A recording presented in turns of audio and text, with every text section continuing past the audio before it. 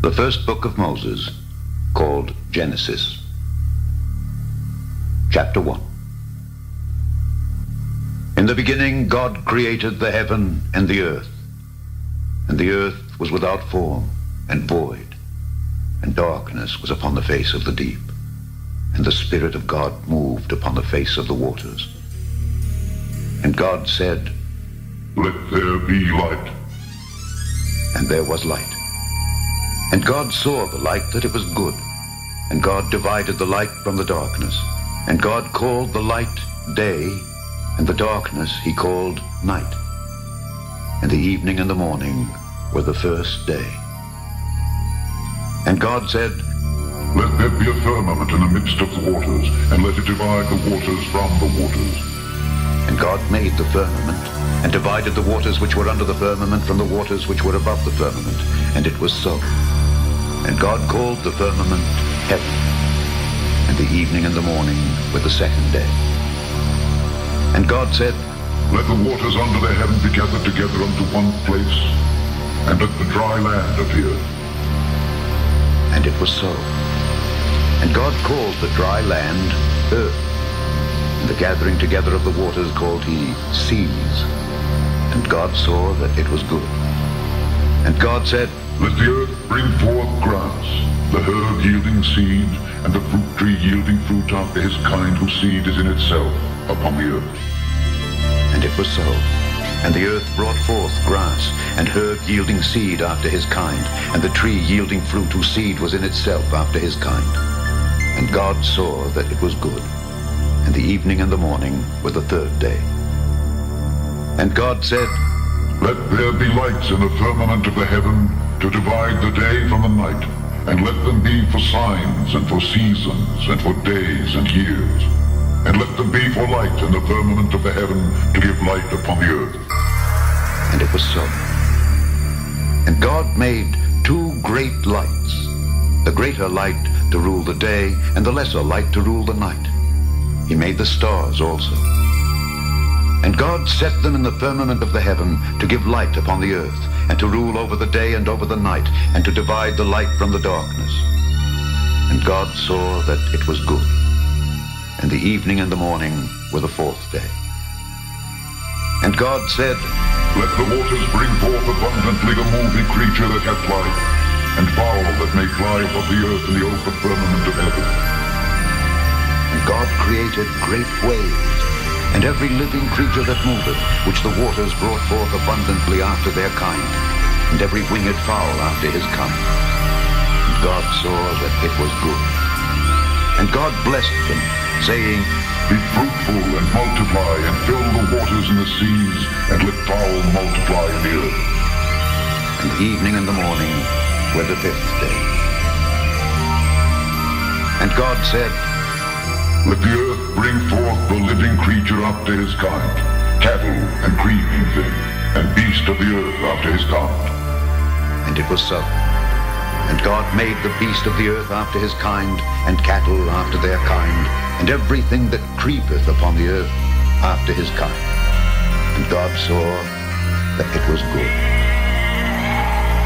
And God said, "Let us make man in our image, after our likeness, and let them have dominion over the fish of the sea, and over the fowl of the air, and over the cattle, and over all the earth, and over every creeping thing that creepeth upon the earth." So God created man in his own image. In the image of God created he him. Male and female created he them. And God blessed them, and God said unto them, "Be fruitful and multiply, and replenish the earth, and subdue it, and have dominion over the fish of the sea, and over the fowl of the air, and over every living thing that moveth upon the earth." And God said, "Behold, I have given you every herb bearing seed which is upon the face of all the earth, and every tree in the which is the fruit of a tree yielding seed. To you it shall be for meat. And to every beast of the earth, and to every fowl of the air, and to everything that creepeth upon the earth, wherein there is life, I have given every green herb for meat." And it was so. And God saw everything that he had made, and behold, it was very good. And the evening and the morning were the sixth day. Chapter 2. Thus the heavens and the earth were finished, and all the host of them. And on the seventh day God ended his work which he had made, and he rested on the seventh day from all his work which he had made. And God blessed the seventh day, and sanctified it, because that in it he had rested from all his work which God created and made. These are the generations of the heavens and of the earth when they were created, in the day that the Lord God made the earth and the heavens, and every plant of the field before it was in the earth, and every herb of the field before it grew. For the Lord God had not caused it to rain upon the earth, and there was not a man to till the ground. But there went up a mist from the earth, and watered the whole face of the ground. And the Lord God formed man of the dust of the ground, and breathed into his nostrils the breath of life, and man became a living soul. And the Lord God planted a garden eastward in Eden, and there he put the man whom he had formed.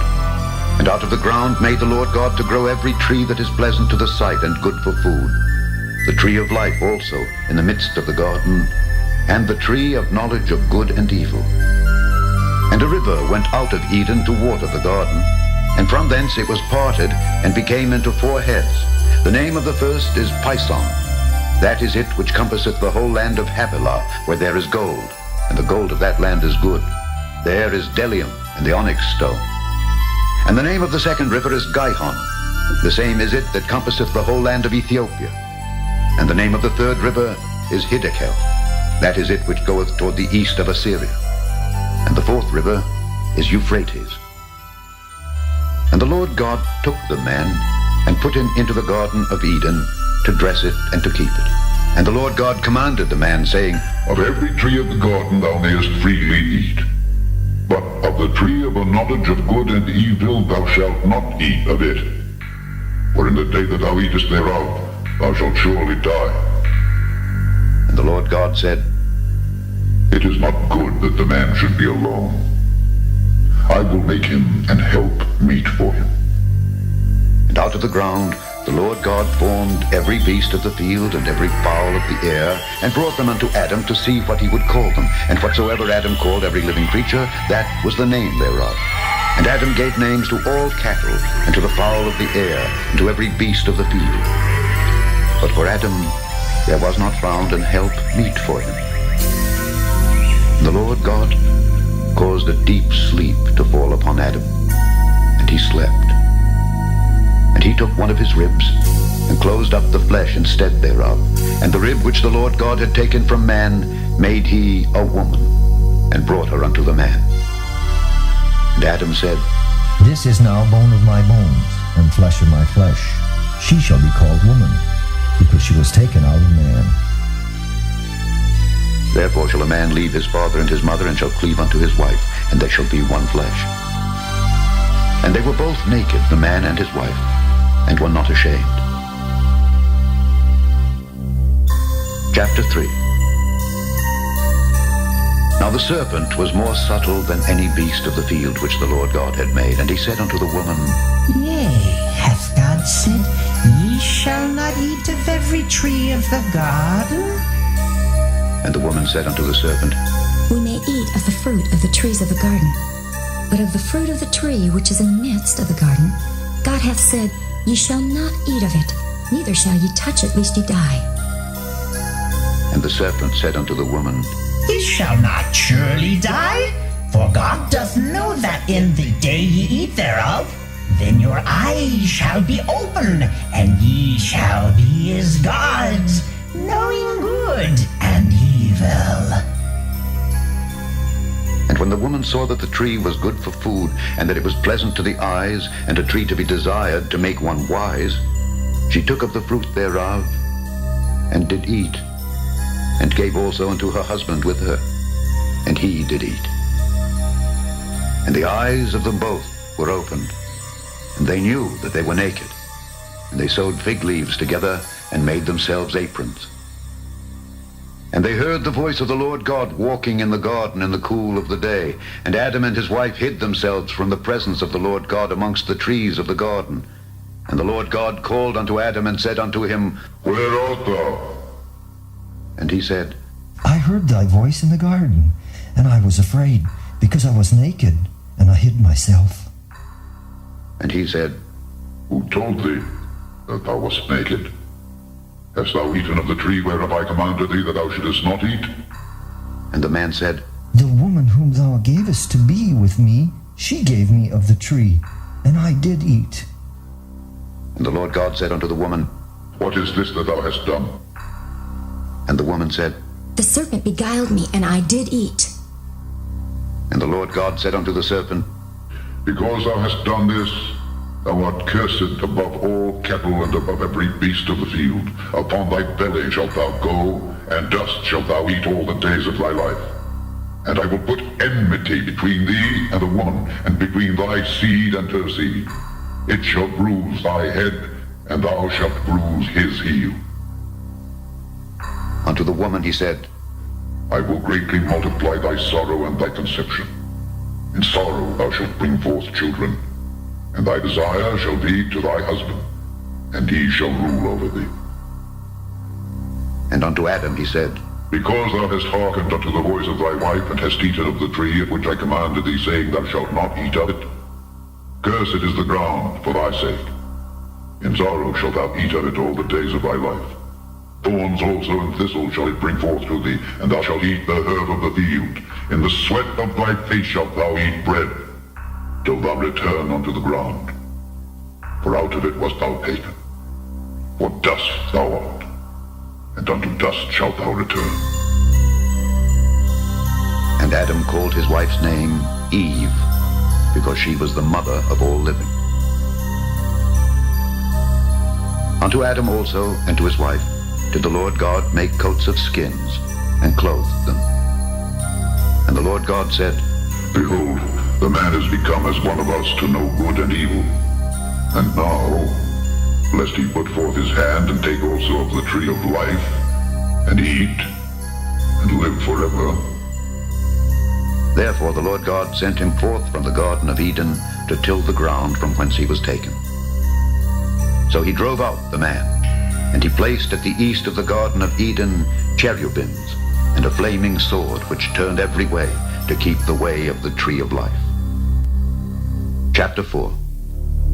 And Adam knew Eve his wife, and she conceived, and bare Cain, and said, I have gotten a man from the Lord. And she again bare his brother Abel. And Abel was a keeper of sheep, but Cain was a tiller of the ground. And in process of time it came to pass that Cain brought of the fruit of the ground an offering unto the Lord, and Abel he also brought of the firstlings of his flock and of the fat thereof. And the Lord had respect unto Abel and to his offering, but unto Cain and to his offering he had not respect. And Cain was very wroth, and his countenance fell. And the Lord said unto Cain, Why art thou wroth, and why is thy countenance fallen? If thou doest well, shalt thou not be accepted? And if thou doest not well, sin lieth at the door.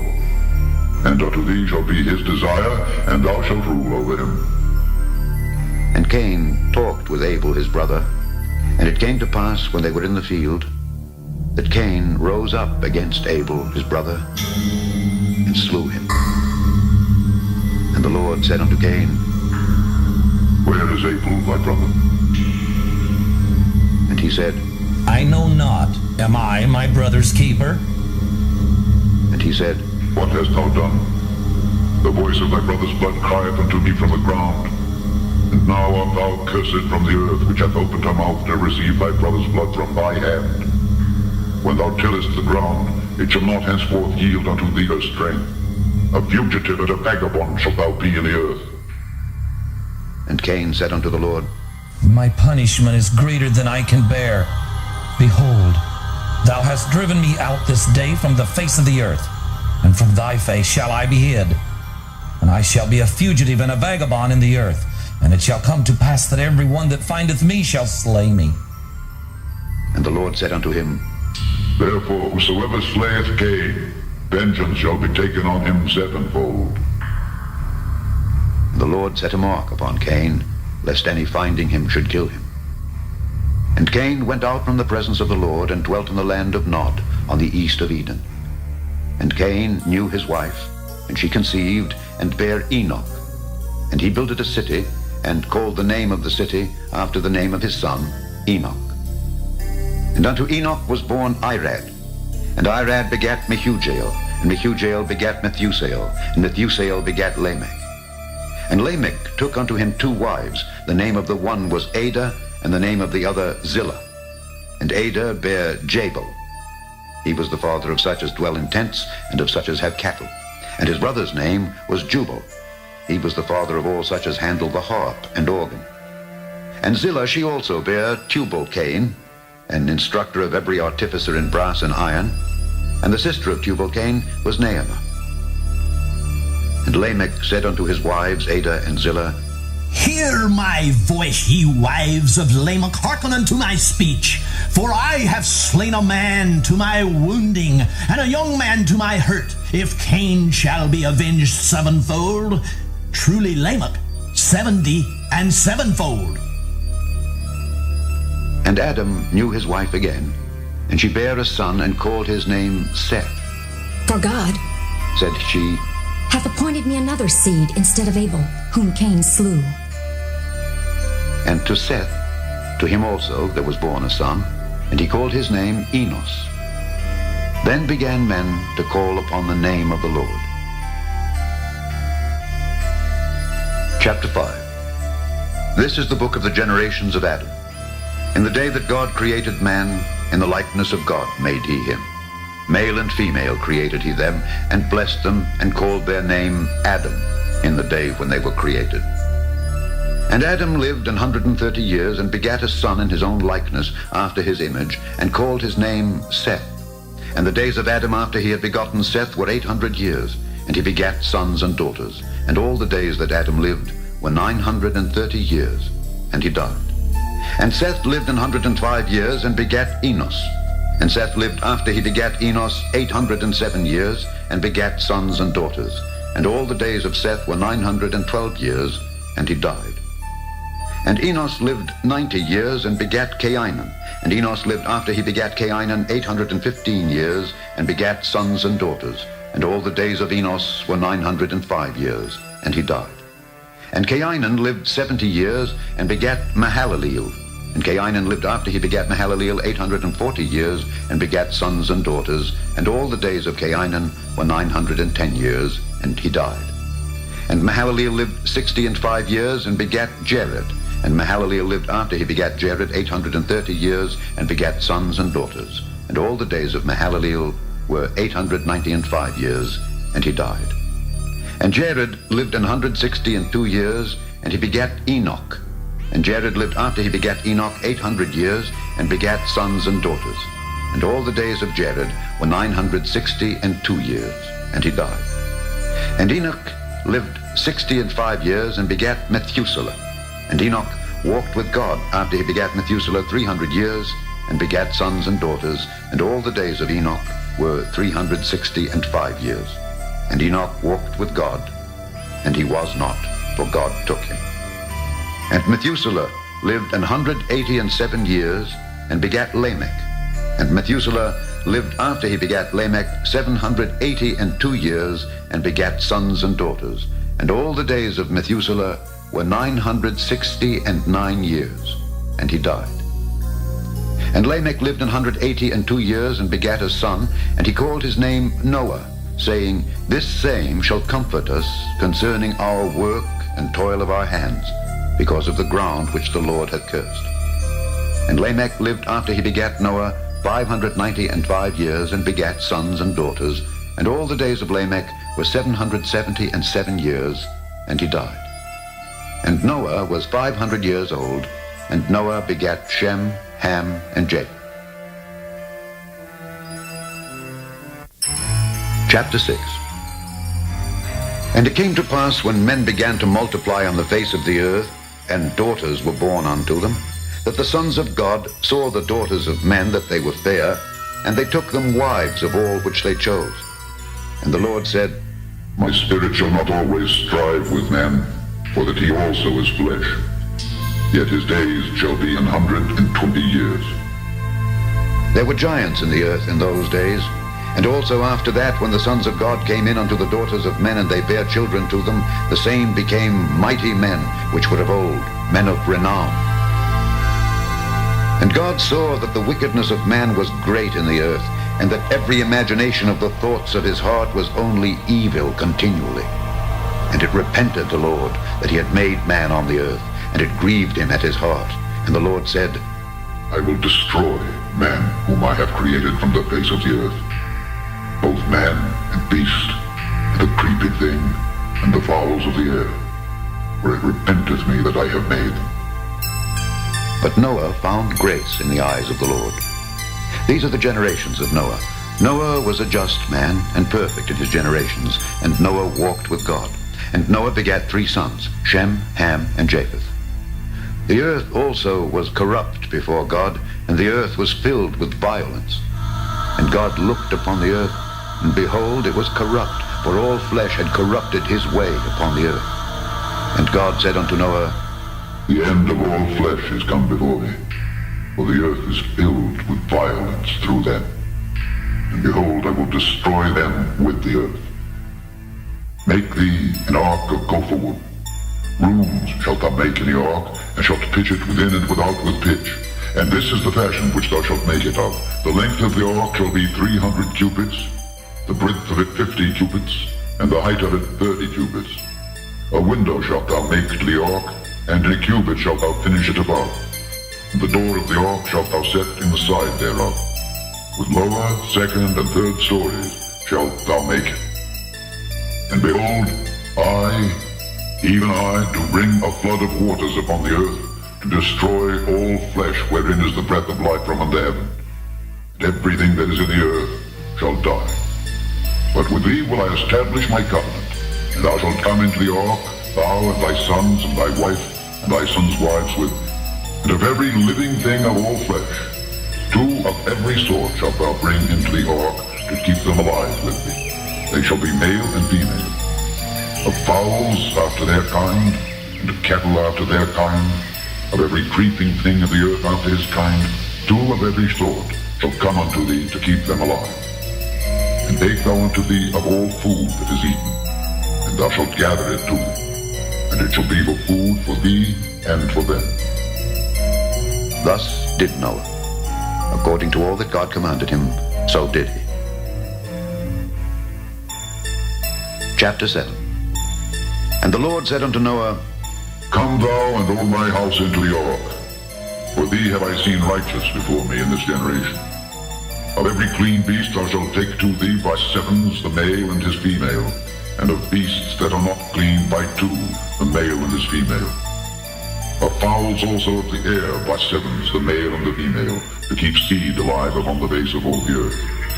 For yet 7 days, and I will cause it to rain upon the earth 40 days and 40 nights. And every living substance that I have made will I destroy from off the face of the earth. And Noah did according unto all that the Lord commanded him. And Noah was 600 years old when the flood of waters was upon the earth. And Noah went in, and his sons, and his wife, and his sons' wives with him into the ark, because of the waters of the flood. Of clean beasts, and of beasts that are not clean, and of fowls, and of everything that creepeth upon the earth, there went in 2 and 2 unto Noah into the ark, the male and the female, as God had commanded Noah. And it came to pass after 7 days, that the waters of the flood were upon the earth. In the 600th year of Noah's life, in the 2nd month, the 17th day of the month, the same day were all the fountains of the great deep broken up, and the windows of heaven were opened, and the rain was upon the earth 40 days and 40 nights. In the selfsame day entered Noah, and Shem, and Ham, and Japheth, the sons of Noah, and Noah's wife, and the 3 wives of his sons with them into the ark. They, and every beast after his kind, and all the cattle after their kind, and every creeping thing that creepeth upon the earth after his kind, and every fowl after his kind, every bird of every sort. And they went in unto Noah into the ark, 2 and 2 of all flesh wherein is the breath of life. And they that went in male and female of all flesh, as God had commanded him. And the Lord shut him in. And the flood was 40 days upon the earth, and the waters increased, and bare up the ark, and it was lift up above the earth. And the waters prevailed and were increased greatly upon the earth. The ark went upon the face of the waters. And the waters prevailed exceedingly upon the earth, and all the high hills that were under the whole heaven were covered. 15 cubits upward did the waters prevail, and the mountains were covered. And all flesh died that moved upon the earth, both of fowl and of cattle and of beast, and of every creeping thing that creepeth upon the earth. And every man, all in whose nostrils was the breath of life, of all that was in the dry land, died. And every living substance was destroyed, which was upon the face of the ground, both man and cattle, and the creeping things, and the fowl of the heaven, and they were destroyed from the earth. And Noah only remained alive, and they that were with him in the ark. And the waters prevailed upon the earth 150 days. Chapter 8. And God remembered Noah and every living thing and all the cattle that was with him in the ark. And God made a wind to pass over the earth, and the waters assuaged. And the fountains also of the deep and the windows of heaven were stopped, and the rain from heaven was restrained. And the waters returned from off the earth continually. And after the end of the 150 days, the waters were abated. And the ark rested in the 7th month, on the 17th day of the month, upon the mountains of Ararat. And the waters decreased continually until the 10th month. In the 10th month, on the 1st day of the month, were the tops of the mountains seen. And it came to pass at the end of 40 days that Noah opened the window of the ark which he had made, and he sent forth a raven, which went forth to and fro until the waters were dried up from off the earth. Also he sent forth a dove from him to see if the waters were abated from off the face of the ground. But the dove found no rest for the sole of her foot, and she returned unto him into the ark, for the waters were on the face of the whole earth. Then he put forth his hand, and took her, and pulled her in unto him into the ark. And he stayed yet other 7 days, and again he sent forth the dove out of the ark. And the dove came in to him in the evening, and lo, in her mouth was an olive leaf plucked off. So Noah knew that the waters were abated from off the earth. And he stayed yet other 7 days, and sent forth the dove, which returned not again unto him any more. And it came to pass in the 601st year, in the 1st month, the 1st day of the month, the waters were dried up from off the earth. And Noah removed the covering of the ark, and looked, and behold, the face of the ground was dry.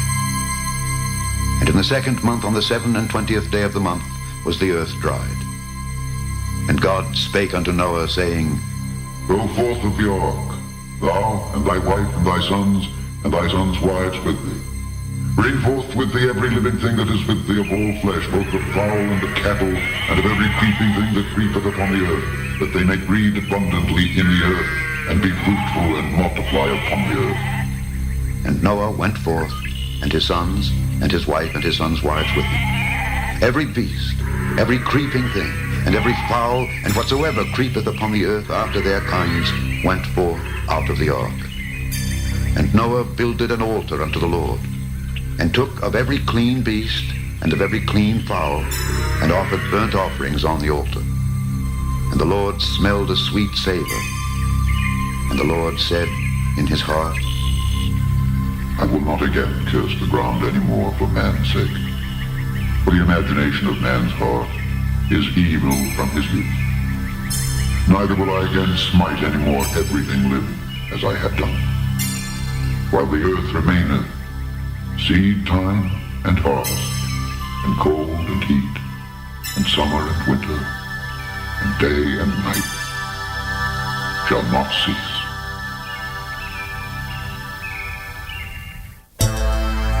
Chapter 9. And God blessed Noah and his sons, and said unto them, Be fruitful and multiply and replenish the earth. And the fear of you and the dread of you shall be upon every beast of the earth, and upon every fowl of the air, upon all that moveth upon the earth, and upon all the fishes of the sea. Into your hand are they delivered. Every moving thing that liveth shall be meat for you. Even as the green herb have I given you all things. But flesh with the life thereof, which is the blood thereof, shall ye not eat. And surely your blood of your lives will I require. At the hand of every beast will I require it, and at the hand of man. At the hand of every man's brother will I require the life of man. Whoso sheddeth man's blood, by man shall his blood be shed. For in the image of God made he man. And you, be ye fruitful and multiply, bring forth abundantly in the earth, and multiply therein. And God spake unto Noah and to his sons with him, saying, And I, behold, I establish my covenant with you, and with your seed after you, and with every living creature that is with you, of the fowl, of the cattle, and of every beast of the earth with you, from all that go out of the ark, to every beast of the earth. And I will establish my covenant with you. Neither shall all flesh be cut off any more by the waters of a flood, neither shall there any more be a flood to destroy the earth. And God said, This is the token of the covenant which I make between me and you and every living creature that is with you for perpetual generations. I do set my bow in the cloud, and it shall be for a token of a covenant between me and the earth. And it shall come to pass, when I bring a cloud over the earth, that the bow shall be seen in the cloud, and I will remember my covenant, which is between me and you and every living creature of all flesh. And the waters shall no more become a flood to destroy all flesh. And the bow shall be in the cloud, and I will look upon it, that I may remember the everlasting covenant between God and every living creature of all flesh that is upon the earth. And God said unto Noah, This is the token of the covenant, which I have established between me and all flesh that is upon the earth. And the sons of Noah that went forth of the ark were Shem and Ham and Japheth. And Ham is the father of Canaan. These are the three sons of Noah, and of them was the whole earth overspread. And Noah began to be an husbandman, and he planted a vineyard, and he drank of the wine, and was drunken, and he was uncovered within his tent. And Ham, the father of Canaan, saw the nakedness of his father, and told his two brethren without. And Shem and Japheth took a garment, and laid it upon both their shoulders, and went backward, and covered the nakedness of their father. And their faces were backward, and they saw not their father's nakedness. And Noah awoke from his wine, and knew what his younger son had done unto him. And he said, Cursed be Canaan, a servant of servants shall he be unto his brethren. And he said, Blessed be the Lord God of Shem, and Canaan shall be his servant. God shall enlarge Japheth, and he shall dwell in the tents of Shem, and Canaan shall be his servant.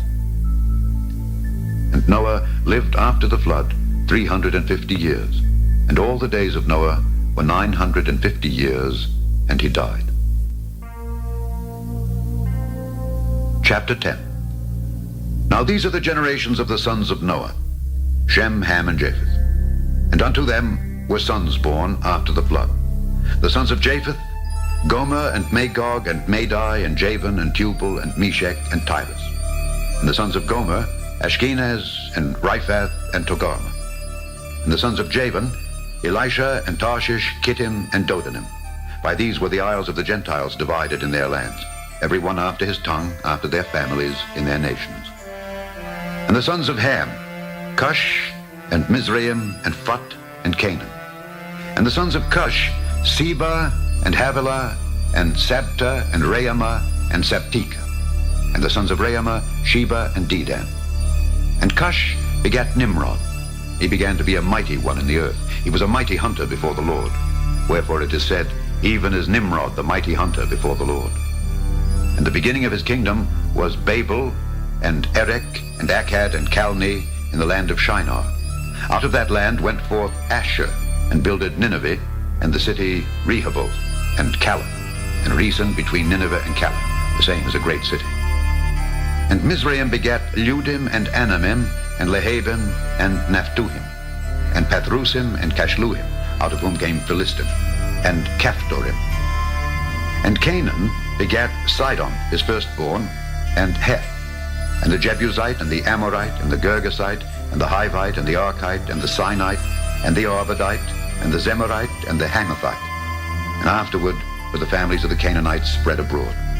And the border of the Canaanites was from Sidon as thou comest to Gerar unto Gaza, as thou goest unto Sodom and Gomorrah and Admah and Zeboim, even unto Lasha. These are the sons of Ham, after their families, after their tongues, in their countries and in their nations. Unto Shem also, the father of all the children of Eber, the brother of Japheth the elder, even to him were children born. The children of Shem, Elam and Asher and Arphaxad and Lud and Aram, and the children of Aram, Uz and Hul and Gether and Mash. And Arphaxad begat Salah, and Salah begat Eber. And unto Eber were born two sons. The name of one was Peleg, for in his days was the earth divided, and his brother's name was Joktan. And Joktan begat Almodad and Sheleph and Hazar-Maveth and Jerah, and Hadoram and Uzal and Diklah and Obal and Abimael and Sheba, and Ophir and Havilah and Jobab. All these were the sons of Joktan. And their dwelling was from Mesha, as thou goest unto Sephar, a mount of the east. These are the sons of Shem, after their families, after their tongues, in their lands, after their nations. These are the families of the sons of Noah, after their generations, in their nations, and by these were the nations divided in the earth after the flood. Chapter 11. And the whole earth was of one language and of one speech. And it came to pass, as they journeyed from the east, that they found a plain in the land of Shinar, and they dwelt there. And they said one to another, Go to, let us make brick, and burn them thoroughly. And they had brick for stone, and slime had they for mortar. And they said, Go to, let us build us a city and a tower, whose top may reach unto heaven. and let us make us a name, lest we be scattered abroad upon the face of the whole earth. And the Lord came down to see the city and the tower which the children of men builded. And the Lord said, Behold, the people is one, and they have all one language, and this they begin to do. And now nothing will be restrained from them which they have imagined to do. Go to, let us go down, and there confound their language, that they may not understand one another's speech. So the Lord scattered them abroad from thence upon the face of all the earth, and they left off to build the city. Therefore is the name of it called Babel, because the Lord did there confound the language of all the earth. And from thence did the Lord scatter them abroad upon the face of all the earth. These are the generations of Shem. Shem was 100 years old, and he begat Arphaxad 2 years after the flood. And Shem lived after he begat Arphaxad 500 years, and begat sons and daughters. And Arphaxad lived 35 years, and begat Salah. And Arphaxad lived after he begat Salah 403 years, and begat sons and daughters. And Salah lived 30 years, and begat Eber. And Salah lived after he begat Eber 403 years, and begat sons and daughters. And Eber lived 34 years, and begat Peleg. And Eber lived after he begat Peleg 430 years, and begat sons and daughters. And Peleg lived 30 years, and begat Reu. And Peleg lived after he begat Reu 209 years, and begat sons and daughters. And Reu lived 32 years, and begat Serug. And Reu lived after he begat Serug 207 years, and begat sons and daughters. And Serug lived 30 years, and begat Nahor. And Serug lived after he begat Nahor 200 years, and begat sons and daughters. And Nahor lived 29 years, and begat Terah. And Nahor lived after he begat Terah 119 years, and begat sons and daughters. And Terah lived 70 years, and begat Abram, Nahor, and Haran. Now these are the generations of Terah. Terah begat Abram, Nahor, and Haran. And Haran begat Lot. And Haran died before his father Terah in the land of his nativity, in Ur of the Chaldees. And Abram and Nahor took them wives. The name of Abram's wife was Sarai, and the name of Nahor's wife Milcah, the daughter of Haran, the father of Milcah, and the father of Iscah. But Sarai was barren. She had no child. And Terah took Abram his son, and Lot the son of Haran, his son's son, and Sarai his daughter-in-law, his son Abram's wife, and they went forth with them from Ur of the Chaldees to go into the land of Canaan. And they came unto Haran, and dwelt there. And the days of Terah were 205 years, and Terah died in Haran. Chapter 12. Now the Lord had said unto Abram, Get thee out of thy country, and from thy kindred, and from thy father's house, unto a land that I will show thee. And I will make of thee a great nation, and I will bless thee, and make thy name great. And thou shalt be a blessing. And I will bless them that bless thee, and curse him that curseth thee. And in thee shall all families of the earth be blessed. So Abram departed, as the Lord had spoken unto him, and Lot went with him. And Abram was 75 years old when he departed out of Haran. And Abram took Sarai his wife, and Lot his brother's son, and all their substance that they had gathered, and the souls that they had gotten in Haran, and they went forth to go into the land of Canaan. And into the land of Canaan they came. And Abram passed through the land unto the place of Sichem, unto the plain of Moreh, and the Canaanite was then in the land. And the Lord appeared unto Abram and said, Unto thy seed will I give this land. And there builded he an altar unto the Lord who appeared unto him. And he removed from thence unto a mountain on the east of Bethel, and pitched his tent, having Bethel on the west, and Hai on the east. And there he builded an altar unto the Lord, and called upon the name of the Lord. And Abram journeyed, going on still toward the south. And there was a famine in the land, and Abram went down into Egypt to sojourn there, for the famine was grievous in the land. And it came to pass, when he was come near to enter into Egypt, that he said unto Sarai his wife, Behold now, I know that thou art a fair woman to look upon. Therefore it shall come to pass, when the Egyptians shall see thee, that they shall say, This is his wife, and they will kill me, but they will save thee alive. Say, I pray thee, thou art my sister, that it may be well with me for thy sake, and my soul shall live because of thee. And it came to pass that when Abram was come into Egypt, the Egyptians beheld the woman, that she was very fair. The princes also of Pharaoh saw her, and commended her before Pharaoh, and the woman was taken into Pharaoh's house. And he entreated Abram well for her sake. And he had sheep and oxen, and he-asses, and men-servants, and maid-servants, and she-asses, and camels. And the Lord plagued Pharaoh and his house with great plagues, because of Sarai, Abram's wife. And Pharaoh called Abram and said, What is this that thou hast done unto me? Why didst thou not tell me that she was thy wife? Why sayest thou, She is my sister? So I might have taken her to me to wife. Now therefore, behold thy wife, take her, and go thy way. And Pharaoh commanded his men concerning him, and they sent him away, and his wife, and all that he had. Chapter 13. And Abram went up out of Egypt, he and his wife and all that he had, and Lot with him, into the south. And Abram was very rich in cattle, in silver, and in gold. And he went on his journeys from the south even to Bethel, unto the place where his tent had been at the beginning, between Bethel and Hai, unto the place of the altar which he had made there at the first. And there Abram called on the name of the Lord. And Lot also, which went with Abram, had flocks and herds and tents. And the land was not able to bear them, that they might dwell together, for their substance was great, so that they could not dwell together. And there was a strife between the herdmen of Abram's cattle and the herdmen of Lot's cattle. And the Canaanite and the Perizzite dwelled then in the land. And Abram said unto Lot, Let there be no strife, I pray thee, between me and thee, and between my herdmen and thy herdmen, for we be brethren. Is not the whole land before thee? Separate thyself, I pray thee, from me. If thou wilt take the left hand, then I will go to the right. Or if thou depart to the right hand, then I will go to the left. And Lot lifted up his eyes, and beheld all the plain of Jordan, that it was well watered everywhere, before the Lord destroyed Sodom and Gomorrah, even as the garden of the Lord, like the land of Egypt, as thou comest unto Zoar. Then Lot chose him all the plain of Jordan, and Lot journeyed east, and they separated themselves the one from the other. Abram dwelled in the land of Canaan, and Lot dwelled in the cities of the plain, and pitched his tent toward Sodom. But the men of Sodom were wicked and sinners before the Lord exceedingly. And the Lord said unto Abram, after that Lot was separated from him, Lift up now thine eyes, and look from the place where thou art, northward, and southward, and eastward, and westward.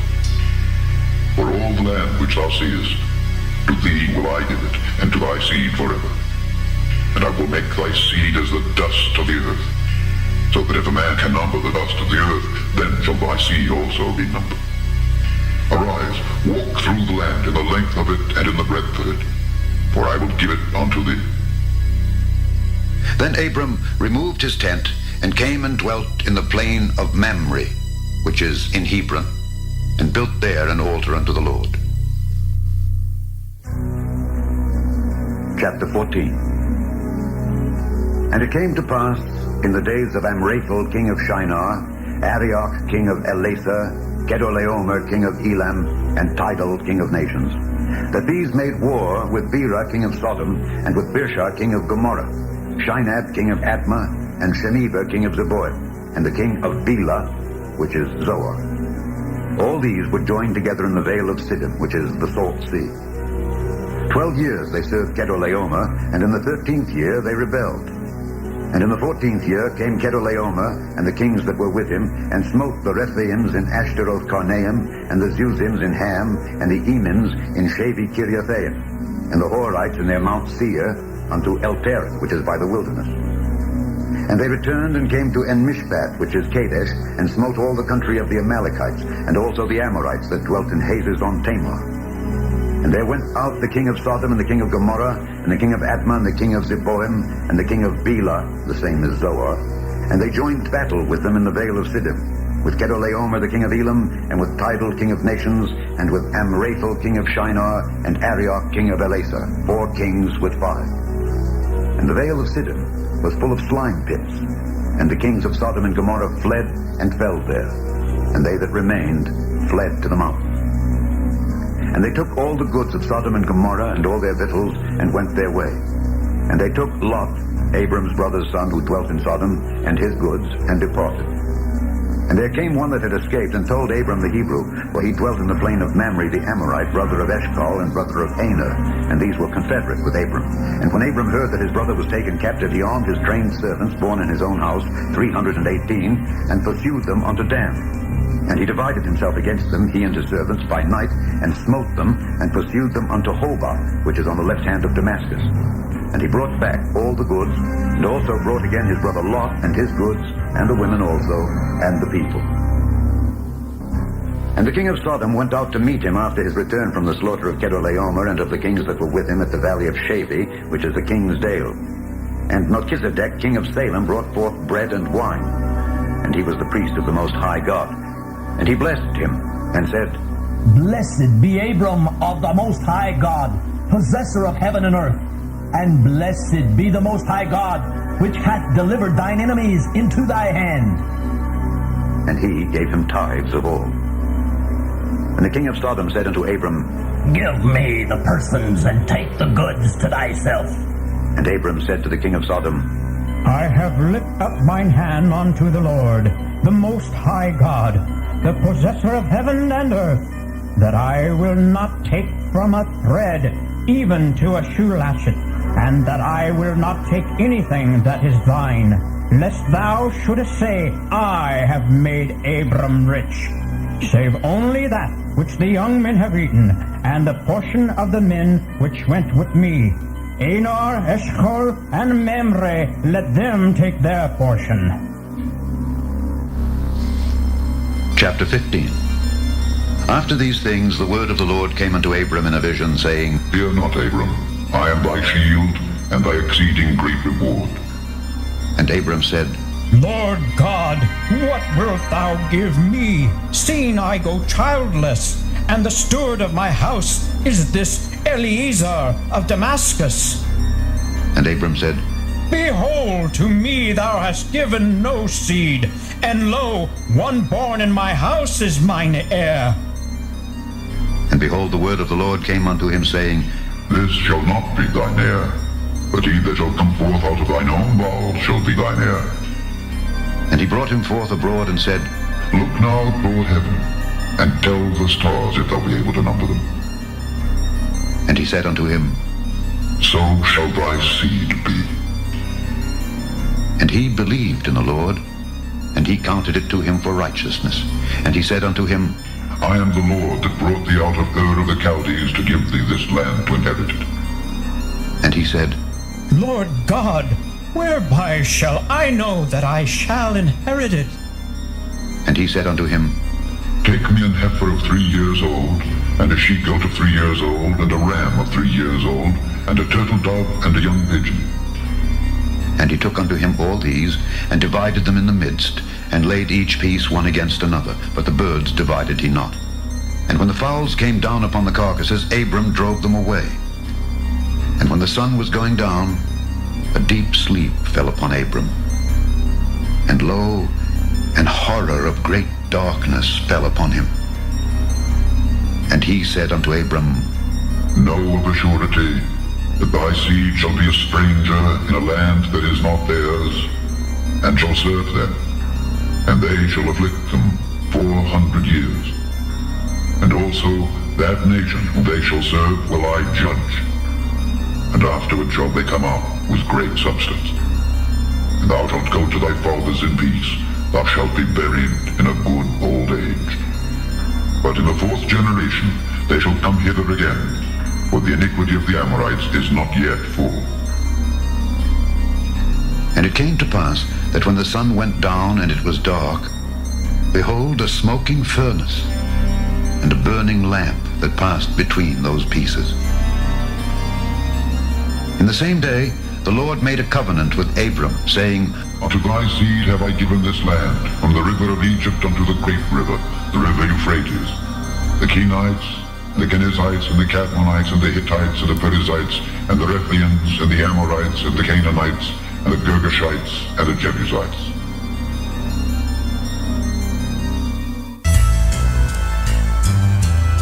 Chapter 16. Now Sarai, Abram's wife, bare him no children. And she had an handmaid, an Egyptian, whose name was Hagar. And Sarai said unto Abram, Behold now, the Lord hath restrained me from bearing. I pray thee, go in unto my maid. It may be that I may obtain children by her. And Abram hearkened to the voice of Sarai.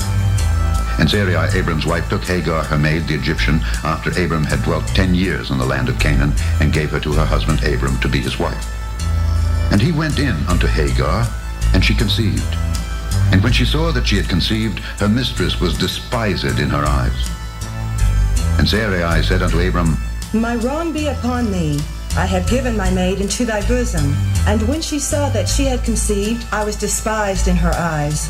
The Lord judge between me and thee. But Abram said unto Sarai, Behold, thy maid is in thy hand. Do to her as it pleaseth thee. And when Sarai dealt hardly with her, she fled from her face. And the angel of the Lord found her by a fountain of water in the wilderness, by the fountain in the way to Shur. And he said, Hagar, Sarai's maid, whence camest thou, and whither wilt thou go? And she said, I flee from the face of my mistress Sarai. And the angel of the Lord said unto her, Return to thy mistress, and submit thyself under her hands. And the angel of the Lord said unto her, I will multiply thy seed exceedingly, that it shall not be numbered for multitude. And the angel of the Lord said unto her, Behold, thou art with child, and shalt bear a son, and shalt call his name Ishmael, because the Lord hath heard thy affliction. And he will be a wild man. His hand will be against every man, and every man's hand against him. And he shall dwell in the presence of all his brethren. And she called the name of the Lord that spake unto her, Thou God seest me. For she said, Have I also here looked after him that seeth me? Wherefore the well was called Beer-lahai-roi. Behold, it is between Kadesh and Bered. And Hagar bare Abram a son, and Abram called his son's name which Hagar bare Ishmael. And Abram was 86 years old when Hagar bare Ishmael to Abram. Chapter 17. And when Abram was 90 years old and 9, the Lord appeared to Abram and said unto him, I am the Almighty God. Walk before me, and be thou perfect. And I will make my covenant between me and thee, and will multiply thee exceedingly. And Abram fell on his face, and God talked with him, saying, As for me, behold, my covenant is with thee, and thou shalt be a father of many nations. Neither shall thy name any more be called Abram, but thy name shall be Abraham, for a father of many nations have I made thee. And I will make thee exceeding fruitful, and I will make nations of thee, and kings shall come out of thee. And I will establish my covenant between me and thee and thy seed after thee in their generations for an everlasting covenant, to be a God unto thee and to thy seed after thee. And I will give unto thee and to thy seed after thee the land wherein thou art a stranger, all the land of Canaan, for an everlasting possession, and I will be their God. And God said unto Abraham, Thou shalt keep my covenant, therefore, thou and thy seed after thee in their generations. This is my covenant which ye shall keep between me and you and thy seed after thee. Every man-child among you shall be circumcised, and ye shall circumcise the flesh of your foreskin, and it shall be a token of a covenant betwixt me and you.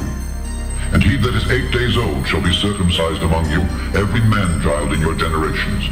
He that is born in the house, or bought with money of any stranger, which is not of thy seed. He that is born in thy house, and he that is bought with thy money, must needs be circumcised. And my covenant shall be in your flesh, for an everlasting covenant. And the uncircumcised man-child whose flesh of his foreskin is not circumcised, that soul shall be cut off from his people. He hath broken my covenant. And God said unto Abraham, As for Sarai thy wife, thou shalt not call her name Sarai, but Sarah shall her name be. And I will bless her, and give thee a son also of her. Yea, I will bless her, and she shall be a mother of nations. Kings of people shall be of her. Then Abraham fell upon his face, and laughed, and said in his heart, Shall a child be born unto him that is 100 years old, and shall Sarah that is 90 years old bear? And Abraham said unto God, Oh, that Ishmael might live before thee. And God said, Sarah thy wife shall bear thee a son indeed, and thou shalt call his name Isaac. And I will establish my covenant with him for an everlasting covenant, and with his seed after him. And as for Ishmael, I have heard thee. Behold, I have blessed him, and will make him fruitful, and will multiply him exceedingly. 12 princes shall he beget, and I will make him a great nation. But my covenant will I establish with Isaac, which Sarah shall bear unto thee at this set time in the next year. And he left off talking with him, and God went up from Abraham. And Abraham took Ishmael his son, and all that were born in his house, and all that were bought with his money, every male among the men of Abraham's house, and circumcised the flesh of their foreskin in the selfsame day, as God had said unto him. And Abram was 90 years old and 9 when he was circumcised in the flesh of his foreskin. And Ishmael his son was 13 years old when he was circumcised in the flesh of his foreskin. In the selfsame day was Abraham circumcised, and Ishmael his son. And all the men of his house, born in the house and bought with money of the stranger, were circumcised with him. Chapter 18. And the Lord appeared unto him in the plains of Mamre, and he sat in the tent door in the heat of the day. And he lifted up his eyes and looked, and lo, 3 men stood by him. And when he saw them, he ran to meet them from the tent door, and bowed himself toward the ground, and said, My Lord, if now I have found favor in thy sight, pass not away, I pray thee, from thy servant. Let a little water, I pray you, be fetched, and wash your feet, and rest yourselves under the tree. And I will fetch a morsel of bread, and comfort ye your hearts. After that ye shall pass on, for therefore are ye come to your servant. And they said, So do as thou hast said. And Abraham hastened into the tent unto Sarah, and said, Make ready quickly 3 measures of fine meal, knead it, and make cakes upon the hearth. And Abraham ran unto the herd, and fetched a calf tender and good, and gave it unto a young man, and he hasted to dress it. And he took butter and milk, and the calf which he had dressed, and set it before them. And he stood by them under the tree, and they did eat. And they said unto him, Where is Sarah thy wife? And he said, Behold, in the tent. And he said, I will certainly return unto thee according to the time of life. And lo, Sarah thy wife shall have a son. And Sarah heard it in the tent door which was behind him. Now Abraham and Sarah were old and well stricken in age, and it ceased to be with Sarah after the manner of women. Therefore Sarah laughed within herself, saying, After I am waxed old, shall I have pleasure, my lord, being old also? And the Lord said unto Abraham, Wherefore did Sarah laugh, saying, Shall I have opportunity to bear a child, which am old? Is anything too hard for the Lord? At the time appointed I will return unto thee, according to the time of life, and Sarah shall have a son. Then Sarah denied, saying, I laughed not. For she was afraid. And he said, Nay, but thou didst laugh. And the men rose up from thence, and looked toward Sodom. And Abraham went with them to bring them on the way. And the Lord said, Shall I hide from Abraham that thing which I do? Seeing that Abraham shall surely become a great and mighty nation, and all the nations of the earth shall be blessed in him. For I know him, that he will command his children and his household after him, and they shall keep the way of the Lord, to do justice and judgment, that the Lord may bring upon Abraham that which he hath spoken of him. And the Lord said, Because the cry of Sodom and Gomorrah is great, and because their sin is very grievous, I will go down now, and see whether they have done altogether according to the cry of it which is come unto me. And if not, I will know. And the men turned their faces from thence, and went toward Sodom. But Abraham stood yet before the Lord. And Abraham drew near, and said, Wilt thou also destroy the righteous with the wicked? Peradventure there be 50 righteous within the city. Wilt thou also destroy, and not spare the place for the 50 righteous that are therein? That be far from thee to do after this manner, to slay the righteous with the wicked, and that the righteous should be as the wicked? That be far from thee. Shall not the judge of all the earth do right? And the Lord said, If I find in Sodom 50 righteous within the city, then I will spare all the place for their sakes. And Abraham answered and said, Behold now, I have taken upon me to speak unto the Lord, which am but dust and ashes. Peradventure there shall lack 5 of the 50 righteous. Wilt thou destroy all the city for lack of 5? And he said, If I find there 40 and 5, I will not destroy it. And he spake unto him yet again, and said, Peradventure there shall be 40 found there. And he said, I will not do it for 40's sake. And he said unto him, Oh, let not the Lord be angry, and I will speak. Peradventure there shall 30 be found there. And he said, I will not do it if I find 30 there. And he said, Behold now, I have taken upon me to speak unto the Lord. Peradventure there shall be 20 found there. And he said, I will not destroy it for 20's sake. And he said, Oh, let not the Lord be angry, and I will speak yet but this once. Peradventure 10 shall be found there. And he said, I will not destroy it for 10's sake. And the Lord went his way as soon as he had left communing with Abraham. And Abraham returned unto his place. Chapter 19. And there came 2 angels to Sodom at even.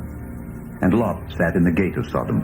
And Lot, seeing them, rose up to meet them. And he bowed himself with his face toward the ground. And he said, Behold now, my lords, turn in, I pray you, into your servant's house, and tarry all night, and wash your feet.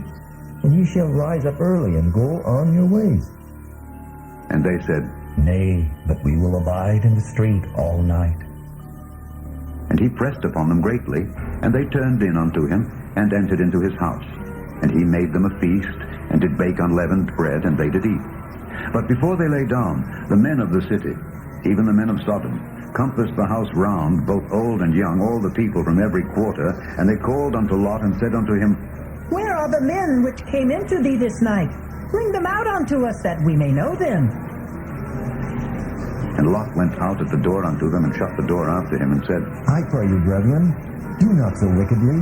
Behold, now I have 2 daughters which have not known man. Let me, I pray you, bring them out unto you, and do ye to them as is good in your eyes. Only unto these men do nothing. For therefore came they under the shadow of my roof. And they said, Stand back! And they said again, This one fellow came into sojourn, and he will needs be a judge. Now will we deal worse with thee than with them. And they pressed sore upon the man, even Lot, and came near to break the door. But the men put forth their hand, and pulled Lot into the house to them, and shut to the door.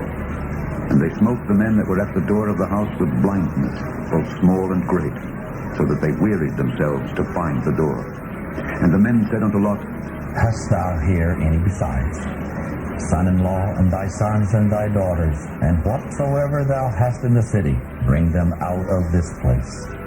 For we will destroy this place, because the cry of them is waxen great before the face of the Lord, and the Lord hath sent us to destroy it. And Lot went out and spake unto his sons-in-law, which married his daughters, and said, Get you out of this place, for the Lord will destroy this city. But he seemed as one that mocked unto his sons-in-law. And when the morning arose, then the angels hastened Lot, saying, Arise, take thy wife and thy 2 daughters which are here, lest thou be consumed in the iniquity of the city. And while he lingered, the men laid hold upon his hand, and upon the hand of his wife, and upon the hand of his 2 daughters, the Lord being merciful unto him, and they brought him forth, and set him without the city.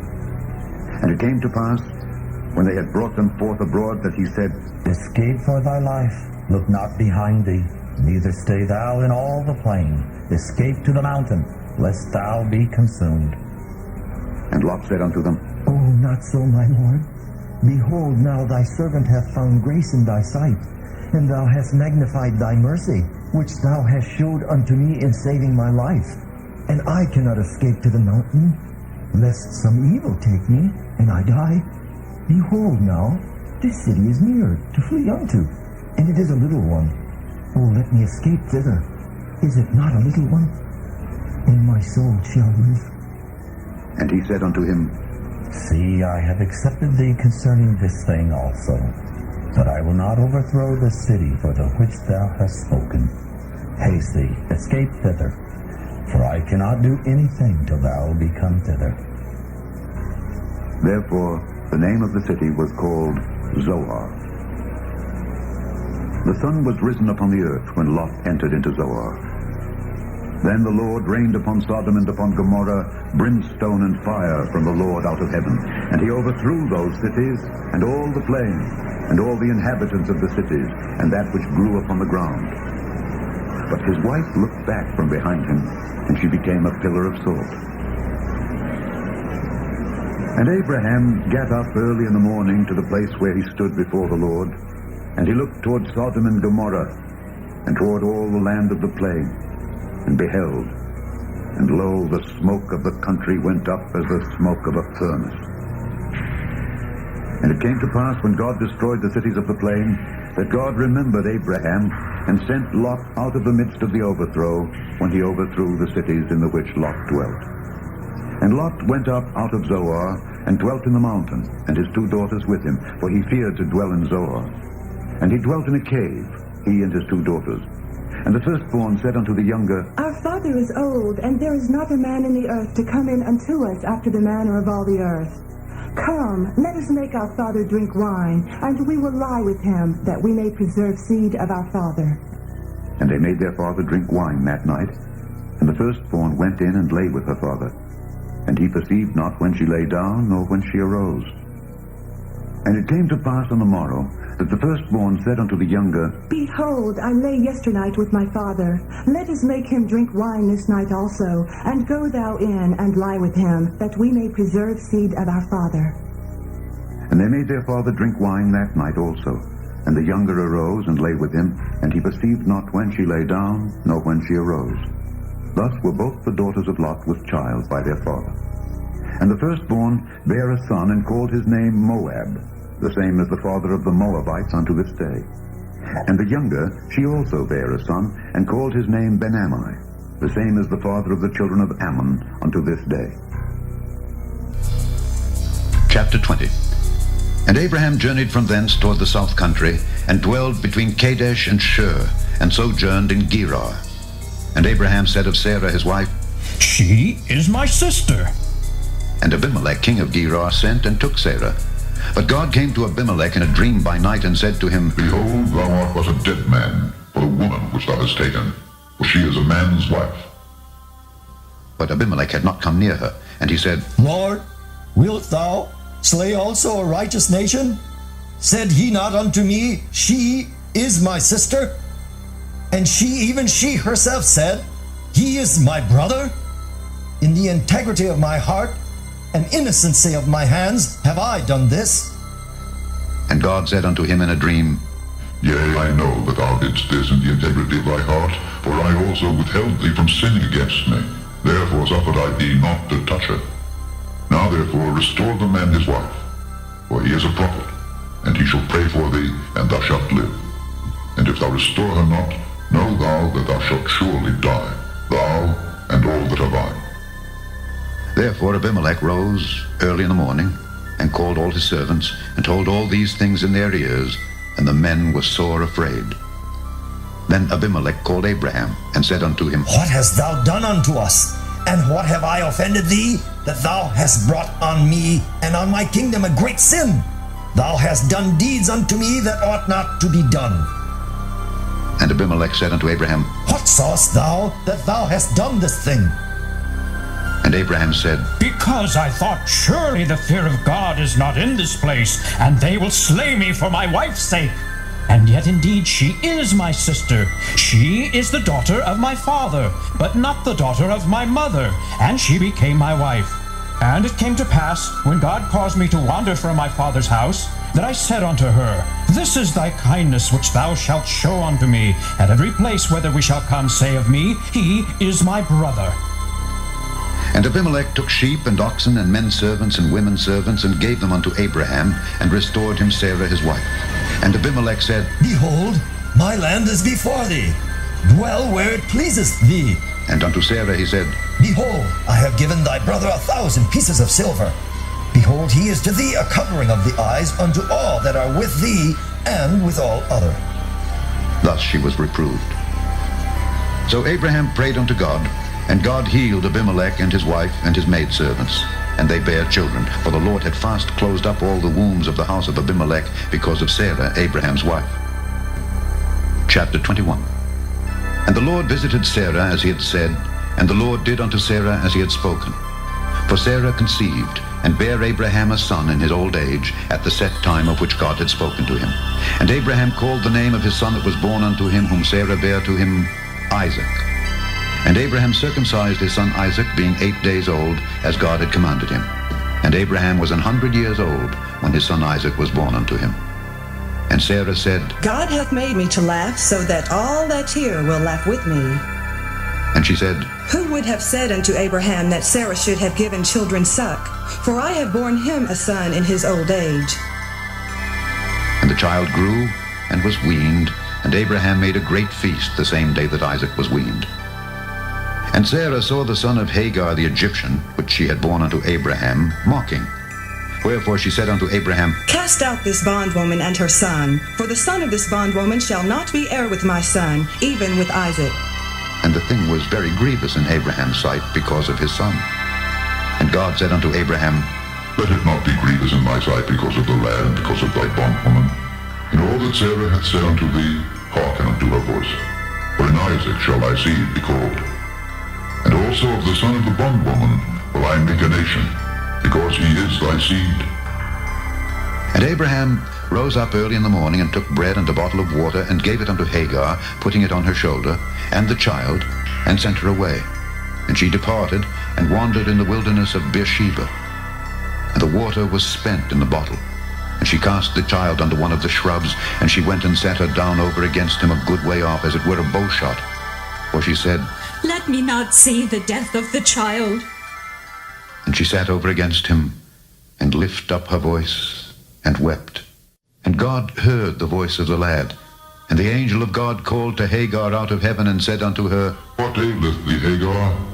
Fear not, for God hath heard the voice of the lad where he is. Arise, lift up the lad, and hold him in thine hand, for I will make him a great nation. And God opened her eyes, and she saw a well of water. And she went and filled the bottle with water, and gave the lad drink. And God was with the lad, and he grew and dwelt in the wilderness, and became an archer. And he dwelt in the wilderness of Paran, and his mother took him a wife out of the land of Egypt. And it came to pass at that time that Abimelech and Phicol, the chief captain of his host, spake unto Abraham, saying, God is with thee in all that thou doest. Now therefore swear unto me here by God that thou wilt not deal falsely with me, nor with my son, nor with my son's son. But according to the kindness that I have done unto thee, thou shalt do unto me, and to the land wherein thou hast sojourned. And Abraham said, I will swear. And Abraham reproved Abimelech because of a well of water which Abimelech's servants had violently taken away. And Abimelech said, I wot not who hath done this thing, neither didst thou tell me, neither yet heard I of it but today. And Abraham took sheep and oxen, and gave them unto Abimelech, and both of them made a covenant. And Abraham set 7 ewe lambs of the flock by themselves. And Abimelech said unto Abraham, What mean these 7 ewe lambs which thou hast set by themselves? And he said, For these 7 ewe lambs shalt thou take of my hand, that they may be a witness unto me that I have digged this well. Wherefore he called that place Beersheba, because there they swear both of them. Thus they made a covenant at Beersheba. Then Abimelech rose up, and Phicol the chief captain of his host, and they returned into the land of the Philistines. And Abraham planted a grove in Beersheba, and called there on the name of the Lord, the everlasting God. And Abraham sojourned in the Philistines' land many days. Chapter 22. And it came to pass after these things that God did tempt Abraham, and said unto him, Abraham, and he said, Behold, here I am. And he said, take now thy son, thine only son Isaac, whom thou lovest, and get thee into the land of Moriah, and offer him there for a burnt offering upon one of the mountains which I will tell thee of. And Abraham rose up early in the morning, and saddled his ass, and took 2 of his young men with him, and Isaac his son, and clave the wood for the burnt offering, and rose up, and went unto the place of which God had told him. Then on the 3rd day Abraham lifted up his eyes, and saw the place afar off. And Abraham said unto his young men, Abide ye here with the ass, and I and the lad will go yonder and worship, and come again to you. And Abraham took the wood of the burnt offering, and laid it upon Isaac his son. And he took the fire in his hand, and a knife, and they went both of them together. And Isaac spake unto Abraham his father, and said, My father. And he said, Here am I, my son. And he said, Behold the fire and the wood, but where is the lamb for a burnt offering? And Abraham said, My son, God will provide himself a lamb for a burnt offering. So they went both of them together. And they came to the place which God had told him of. And Abraham built an altar there, and laid the wood in order, and bound Isaac his son, and laid him on the altar upon the wood. And Abraham stretched forth his hand, and took the knife to slay his son. And the angel of the Lord called unto him out of heaven, and said, Abraham, Abraham. And he said, Here am I. And he said, Lay not thine hand upon the lad, neither do thou anything unto him. For now I know that thou fearest God, seeing thou hast not withheld thy son, thine only son, from me. And Abraham lifted up his eyes and looked, and behold, behind him a ram caught in a thicket by his horns. And Abraham went and took the ram, and offered him up for a burnt offering in the stead of his son. And Abraham called the name of that place Jehovah-Jireh, as it is said to this day, In the mount of the Lord it shall be seen. And the angel of the Lord called unto Abraham out of heaven the 2nd time, and said, By myself have I sworn, saith the Lord, for because thou hast done this thing, and hast not withheld thy son, thine only son, that in blessing I will bless thee, and in multiplying I will multiply thy seed as the stars of the heaven, and as the sand which is upon the seashore, and thy seed shall possess the gate of his enemies. And in thy seed shall all the nations of the earth be blessed, because thou hast obeyed my voice. So Abraham returned unto his young men, and they rose up and went together to Beersheba. And Abraham dwelt at Beersheba. And it came to pass after these things, that it was told Abraham, saying, Behold, Milcah, she hath also borne children unto thy brother Nahor, Huz his firstborn, and Buz his brother, and Kemuel the father of Aram, and Kesed, and Hazo, and Pildash, and Jidlaph, and Bethuel. And Bethuel begat Rebekah. These 8 Milcah did bear to Nahor, Abraham's brother. And his concubine, whose name was Rumah, she bare also Tebah, and Gaham, and Thahash, and Maacah. Chapter 23. And Sarah was 127 years old. These were the years of the life of Sarah. And Sarah died in Kirjatharba, the same as Hebron in the land of Canaan. And Abraham came to mourn for Sarah and to weep for her. And Abraham stood up from before his dead and spake unto the sons of Heth, saying, I am a stranger and a sojourner with you. Give me a possession of a burying place with you, that I may bury my dead out of my sight. And the children of Heth answered Abraham, saying unto him, Hear us, my lord. Thou art a mighty prince among us. In the choice of our sepulchres, bury thy dead. None of us shall withhold from thee his sepulchre, but that thou mayest bury thy dead. And Abraham stood up and bowed himself to the people of the land, even to the children of Heth. And he communed with them, saying, If it be your mind that I should bury my dead out of my sight, hear me, and entreat for me to Ephron, the son of Zohar, that he may give me the cave of Machpelah, which he hath, which is in the end of his field. For as much money as it is worth, he shall give it me for a possession of a burying place amongst you. And Ephron dwelt among the children of Heth. And Ephron the Hittite answered Abraham in the audience of the children of Heth, even of all that went in at the gate of his city, saying, Nay, my lord, hear me. The field give I thee, and the cave that is therein. I give it thee in the presence of the sons of my people give I it thee. Bury thy dead. And Abraham bowed down himself before the people of the land. And he spake unto Ephron in the audience of the people of the land, saying, But if thou wilt give it, I pray thee, hear me. I will give thee money for the field. Take it of me, and I will bury my dead there. And Ephron answered Abraham, saying unto him, My lord, hearken unto me. The land is worth 400 shekels of silver. What is that betwixt me and thee?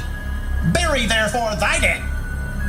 And Abraham hearkened unto Ephron, and Abraham weighed to Ephron the silver, which he had named in the audience of the sons of Heth, 400 shekels of silver, current money with the merchant. And the field of Ephron, which was in Machpelah, which was before Mamre, the field and the cave which was therein, and all the trees that were in the field, that were in all the borders round about, were made sure unto Abraham for a possession in the presence of the children of Heth, before all that went in at the gate of his city.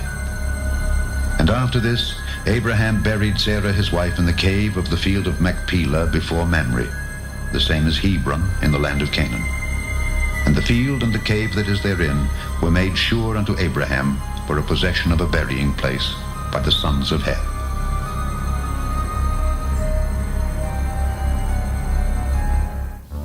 Chapter 24. And Abraham was old and well stricken in age, and the Lord had blessed Abraham in all things.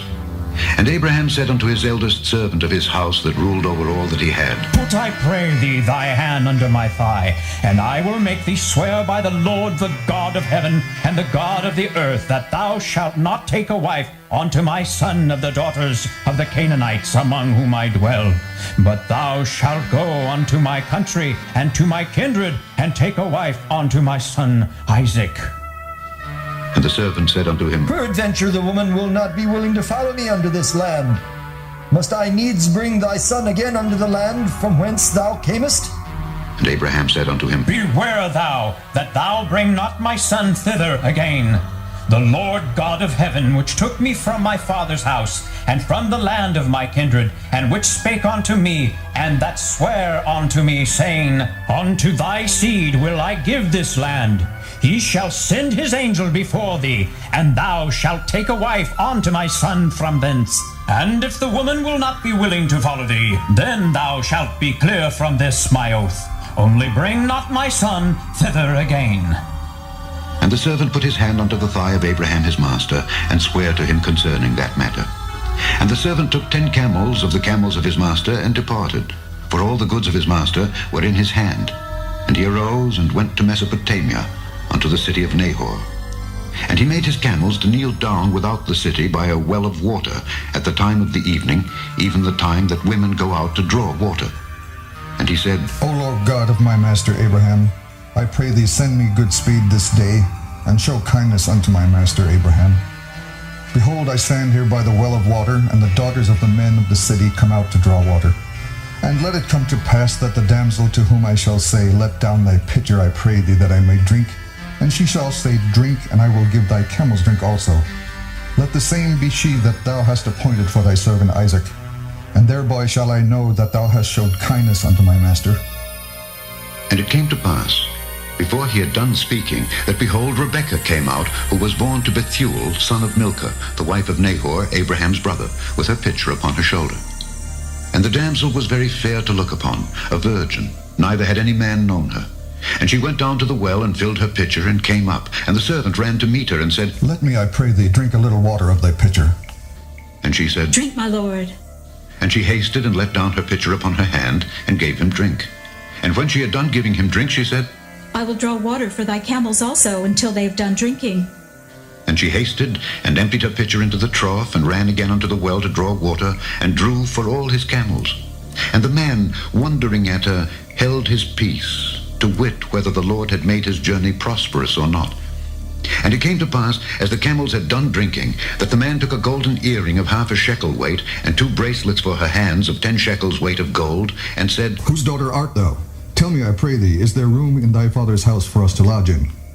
And she said unto him, I am the daughter of Bethuel, the son of Milcah, which she bare unto Nahor. She said moreover unto him, We have both straw and provender enough, and room to lodge in. And the man bowed down his head and worshipped the Lord. And he said, Blessed be the Lord God of my master Abraham, who hath not left destitute my master of his mercy and his truth. I being in the way, the Lord led me to the house of my master's brethren. And the damsel ran and told them of her mother's house these things. And Rebekah had a brother, and his name was Laban. And Laban ran out unto the man unto the well. And it came to pass, when he saw the earring and bracelet upon his sister's hands, and when he heard the words of Rebekah his sister, saying, Thus spake the man unto me, that he came unto the man, and behold, he stood by the camels at the well. And he said, Come in, thou blessed of the Lord. Wherefore standest thou without? For I have prepared the house and room for the camels. And the man came into the house. And he ungirded his camels, and gave straw and provender for the camels, and water to wash his feet, and the men's feet that were with him. And there was set meat before him to eat. But he said, I will not eat until I have told mine errand. And he said, Speak on. And he said, I am Abraham's servant, and the Lord hath blessed my master greatly, and he is become great, and he hath given him flocks and herds, and silver and gold, and men servants and maidservants, and camels and asses. And Sarah my master's wife bare a son to my master when she was old, and unto him hath he given all that he hath. And my master made me swear, saying, Thou shalt not take a wife to my son of the daughters of the Canaanites in whose land I dwell, but thou shalt go unto my father's house and to my kindred, and take a wife unto my son. And I said unto my master, Peradventure the woman will not follow me. And he said unto me, The Lord before whom I walk will send his angel with thee, and prosper thy way, and thou shalt take a wife for my son of my kindred and of my father's house. Then shalt thou be clear from this my oath, when thou comest to my kindred, and if they give not thee one, thou shalt be clear from my oath. And I came this day unto the well, and said, O Lord God of my master Abraham, if now thou do prosper my way which I go. Behold, I stand by the well of water, and it shall come to pass that when the virgin cometh forth to draw water, and I say to her, Give me, I pray thee, a little water of thy pitcher to drink. And she say to me, Both drink thou, and I will also draw for thy camels. Let the same be the woman whom the Lord hath appointed out for my master's son. And before I had done speaking in mine heart, behold, Rebekah came forth with her pitcher on her shoulder, and she went down unto the well and drew water. And I said unto her, Let me drink, I pray thee. And she made haste and let down her pitcher from her shoulder, and said, Drink, and I will give thy camels drink also. So I drank, and she made the camels drink also. And I asked her and said, Whose daughter art thou? And she said, The daughter of Bethuel, Nahor's son, whom Milcah bare unto him. And I put the earring upon her face, and the bracelets upon her hands. And I bowed down my head and worshipped the Lord, and blessed the Lord God of my master Abraham, which had led me in the right way to take my master's brother's daughter unto his son. And now if you will deal kindly and truly with my master, tell me, and if not, tell me, that I may turn to the right hand or to the left. Then Laban and Bethuel answered and said, The thing proceedeth from the Lord. We cannot speak unto thee bad or good. Behold, Rebekah is before thee. Take her and go, and let her be thy master's son's wife, as the Lord hath spoken. And it came to pass that when Abraham's servant heard their words, he worshipped the Lord, bowing himself to the earth. And the servant brought forth jewels of silver and jewels of gold and raiment, and gave them to Rebekah. He gave also to her brother and to her mother precious things. And they did eat and drink, he and the men that were with him, and tarried all night. And they rose up in the morning, and he said, Send me away unto my master. And her brother and her mother said, Let the damsel abide with us a few days. At the least 10, after that she shall go. And he said unto them, Hinder me not, seeing the Lord hath prospered my way. Send me away, that I may go to my master. And they said, We will call the damsel. And inquire at her mouth. And they called Rebekah, and said unto her, Wilt thou go with this man? And she said, I will go. And they sent away Rebekah their sister, and her nurse, and Abraham's servant and his men.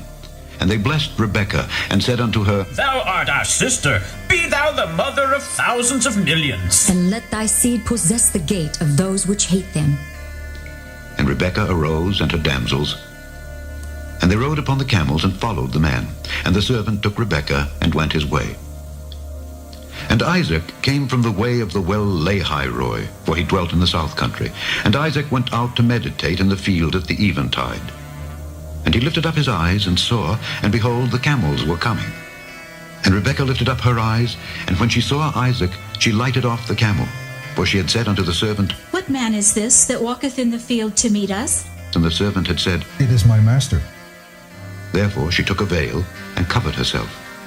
And the servant told Isaac all things that he had done. And Isaac brought her into his mother Sarah's tent, and took Rebekah, and she became his wife. And he loved her, and Isaac was comforted after his mother's death. Chapter 25. Then again Abraham took a wife, and her name was Keturah. And she bare him Zimran, and Jokshan, and Medan, and Midian, and Ishbak, and Shua. And Jokshan begat Sheba and Dedan. And the sons of Dedan were Ashurim, and Letushim, and Leumim. And the sons of Midian, Ephah, and Epher, and Hanok, and Abidah, and Eldaah. All these were the children of Keturah. And Abraham gave all that he had unto Isaac. But unto the sons of the concubines which Abraham had, Abraham gave gifts, and sent them away from Isaac his son while he yet lived, eastward unto the east country. And these are the days of the years of Abraham's life which he lived, 160 years. Then Abraham gave up the ghost, and died in a good old age, an old man and full of years, and was gathered to his people. And his sons Isaac and Ishmael buried him in the cave of Machpelah, in the field of Ephron the son of Zohar the Hittite, which is before Mamre, the field which Abraham purchased of the sons of Heth. There was Abraham buried, and Sarah his wife. And it came to pass after the death of Abraham that God blessed his son Isaac, and Isaac dwelt by the well Lahairoi. Now these are the generations of Ishmael, Abraham's son, whom Hagar the Egyptian, Sarah's handmaid, bare unto Abraham. And these are the names of the sons of Ishmael, by their names according to their generations. The firstborn of Ishmael, Nebajoth, and Kedar, and Adbeel, and Mibsam, and Mishma, and Duma, and Massa, Hadar, and Tema, Jetah, Naphish, and Kedemah.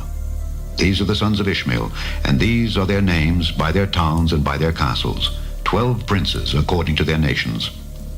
And these are the years of the life of Ishmael, 137 years. And he gave up the ghost and died, and was gathered unto his people. And they dwelt from Havilah unto Shur, that is before Egypt, as thou goest toward Assyria. And he died in the presence of all his brethren.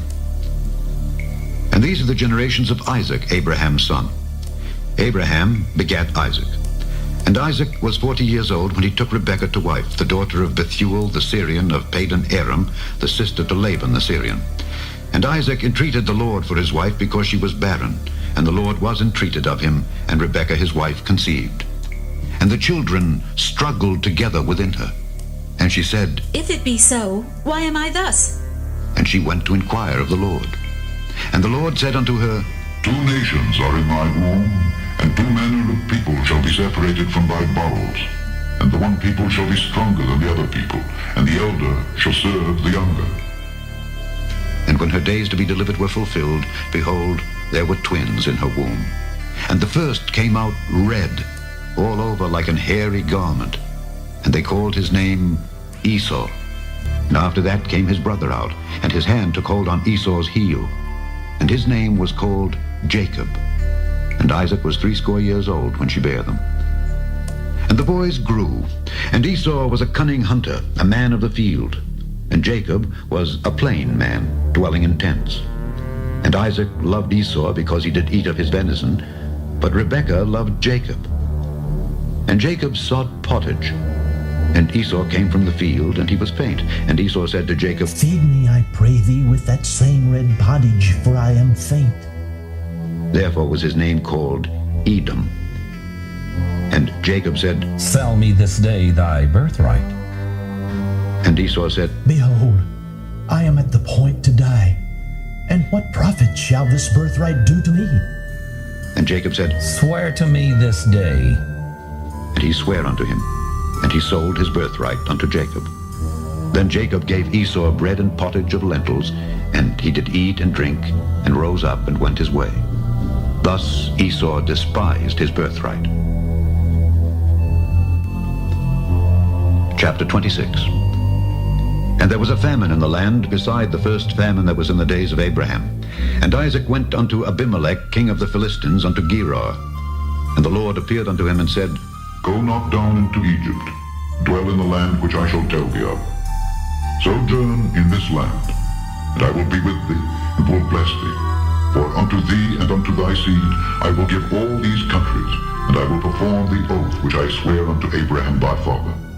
And I will make thy seed to multiply as the stars of heaven, and will give unto thy seed all these countries. And in thy seed shall all the nations of the earth be blessed, because that Abraham obeyed my voice, and kept my charge, my commandments, my statutes, and my laws. And Isaac dwelt in Gerar. And the men of the place asked him of his wife, and he said, She is my sister. For he feared to say, She is my wife, lest, said he, the men of the place should kill me for Rebekah, because she was fair to look upon. And it came to pass, when he had been there a long time, that Abimelech, king of the Philistines, looked out at a window, and saw, and behold, Isaac was sporting with Rebekah his wife. And Abimelech called Isaac and said, Behold, of a surety she is thy wife. And how saidst thou, She is my sister? And Isaac said unto him, Because I said, lest I die for her. And Abimelech said, What is this thou hast done unto us? One of the people might lightly have leaned with thy wife, and thou shouldest have brought guiltiness upon us. And Abimelech charged all his people, saying, He that toucheth this man or his wife shall surely be put to death. Then Isaac sowed in that land, and received in the same year 100-fold. And the Lord blessed him. And the man waxed great, and went forward, and grew until he became very great. For he had possession of flocks, and possession of herds, and great store of servants. And the Philistines envied him. For all the wells which his father's servants had digged in the days of Abraham his father, the Philistines had stopped them, and filled them with earth. And Abimelech said unto Isaac, Go from us, for thou art much mightier than we. And Isaac departed thence, and pitched his tent in the valley of Gerar, and dwelt there. And Isaac digged again the wells of water which they had digged in the days of Abraham his father, for the Philistines had stopped them after the death of Abraham. And he called their names after the names by which his father had called them. And Isaac's servants digged in the valley, and found there a well of springing water. And the herdmen of Gerar did strive with Isaac's herdmen, saying, The water is ours. And he called the name of the well Esek, because they strove with him. And they digged another well, and strove for that also, and he called the name of it Sitnah. And he removed from thence, and digged another well, and for that they strove not. And he called the name of it Rehoboth. And he said, For now the Lord hath made room for us, and we shall be fruitful in the land. And he went up from thence to Beersheba. And the Lord appeared unto him the same night, and said, I am the God of Abraham thy father. Fear not, for I am with thee, and will bless thee, and multiply thy seed for my servant Abraham's sake. And he builded an altar there, and called upon the name of the Lord, and pitched his tent there. And there Isaac's servants digged a well. Then Abimelech went to him from Gerar, and Ahuzzath, one of his friends, and Phicol, the chief captain of his army. And Isaac said unto them, Wherefore come ye to me, seeing ye hate me, and have sent me away from you? And they said, We saw certainly that the Lord was with thee, and we said, Let there be now an oath betwixt us, even betwixt us and thee, and let us make a covenant with thee, that thou wilt do us no hurt, as we have not touched thee, and as we have done unto thee nothing but good, and have sent thee away in peace. Thou art now the blessed of the Lord. And he made them a feast, and they did eat and drink. And they rose up betimes in the morning, and sware one to another. And Isaac sent them away, and they departed from him in peace. And it came to pass the same day that Isaac's servants came and told him concerning the well which they had digged, and said unto him, We have found water. And he called it Sheba. Therefore the name of the city is Beersheba unto this day. And Esau was 40 years old when he took to wife Judith the daughter of Beeri the Hittite, and Bashemath the daughter of Elon the Hittite, which were a grief of mind unto Isaac and to Rebekah. Chapter 27. And it came to pass that when Isaac was old, and his eyes were dim, so that he could not see, he called Esau his eldest son, and said unto him, My son. And he said unto him, Behold, here am I. And he said, Behold now, I am old. I know not the day of my death. And therefore take, I pray thee, thy weapons, thy quiver, and thy bow, and go out to the field, and take me some venison, and make me savory meat such as I love, and bring it to me, that I may eat, that my soul may bless thee before I die. And Rebekah heard when Isaac spake to Esau his son. And Esau went to the field to hunt for venison, and to bring it. And Rebekah spake unto Jacob her son, saying, Behold, I heard thy father speak unto Esau thy brother, saying, Bring me venison, and make me savory meat, that I may eat, and bless thee before the Lord before my death. Now therefore, my son, obey my voice according to that which I command thee. Go now to the flock, and fetch me from thence 2 good kids of the goats, and I will make them savory meat for thy father, such as he loveth. And thou shalt bring it to thy father, that he may eat, and that he may bless thee before his death. And Jacob said to Rebekah his mother, Behold, Esau my brother is a hairy man, and I am a smooth man. My father peradventure will feel me, and I shall seem to him as a deceiver. And I shall bring a curse upon me, and not a blessing.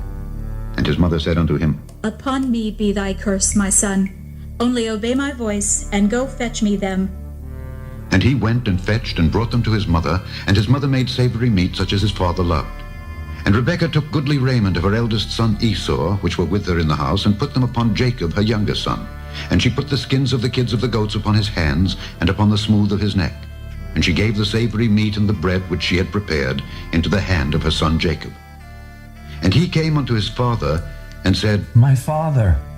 And he said, Here am I. Who art thou, my son? And Jacob said unto his father, I am Esau, thy firstborn. I have done according as thou badst me. Arise, I pray thee, sit and eat of my venison, that thy soul may bless me. And Isaac said unto his son, How is it that thou hast found it so quickly, my son? And he said, Because the Lord thy God brought it to me. And Isaac said unto Jacob, Come near, I pray thee, that I may feel thee, my son, whether thou be my very son Esau or not. And Jacob went near unto Isaac his father, and he felt him, and said, The voice is Jacob's voice, but the hands are the hands of Esau. And he discerned him not, because his hands were hairy, as his brother Esau's hands. So he blessed him, and he said, Art thou my very son Esau? And he said, I am. And he said, Bring it near to me, and I will eat of my son's venison, that my soul may bless thee. And he brought it near to him, and he did eat. And he brought him wine, and he drank. And his father Isaac said unto him, Come near now, and kiss me, my son. And he came near, and kissed him. And he smelled the smell of his raiment, and blessed him, and said, See, the smell of my son is as the smell of a field which the Lord hath blessed. Therefore, God give thee of the dew of heaven, and the fatness of the earth, and plenty of corn and wine. Let people serve thee, and nations bow down to thee. Be Lord over thy brethren, and let thy mother's sons bow down to thee. Cursed be every one that curseth thee, and blessed be that blesseth thee. And it came to pass, as soon as Isaac had made an end of blessing Jacob, and Jacob was yet scarce gone out from the presence of Isaac his father, that Esau his brother came in from his hunting. And he also had made savory meat, and brought it unto his father, and said unto his father, Let my father arise, and eat of his son's venison, that thy soul may bless me. And Isaac his father said unto him, Who art thou? And he said, I am thy son, thy firstborn, Esau. And Isaac trembled very exceedingly, and said, Who? Where is he that hath taken venison, and brought it me? And I have eaten of all before thou camest, and have blessed him? Yea, and he shall be blessed. And when Esau heard the words of his father, he cried with a great and exceeding bitter cry, and said unto his father, Bless me, even me also, O my father. And he said, Thy brother came with subtlety, and hath taken away thy blessing. And he said, Is not he rightly named Jacob? For he hath supplanted me these 2 times. He took away my birthright, and behold, now he hath taken away my blessing. And he said, Hast thou not reserved a blessing for me? And Isaac answered and said unto Esau, Behold, I have made him thy lord, and all his brethren have I given to him for servants, and with corn and wine have I sustained him. And what shall I do now unto thee, my son? And Esau said unto his father, Hast thou but one blessing, my father? Bless me, even me also, O my father. And Esau lifted up his voice and wept. And Isaac his father answered and said unto him, Behold, thy dwelling shall be the fatness of the earth, and of the dew of heaven from above. And by thy sword shalt thou live, and shalt serve thy brother. And it shall come to pass, when thou shalt have the dominion, that thou shalt break his yoke from off thy neck. And Esau hated Jacob because of the blessing wherewith his father blessed him.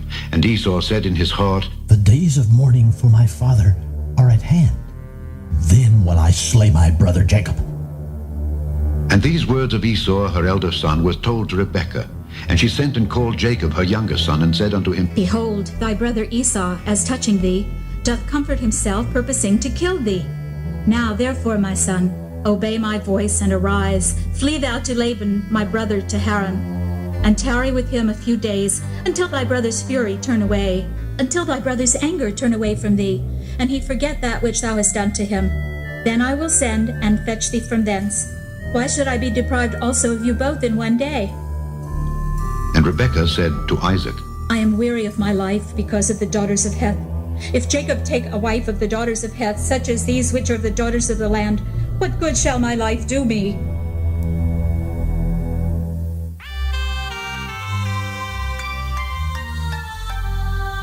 Chapter 28.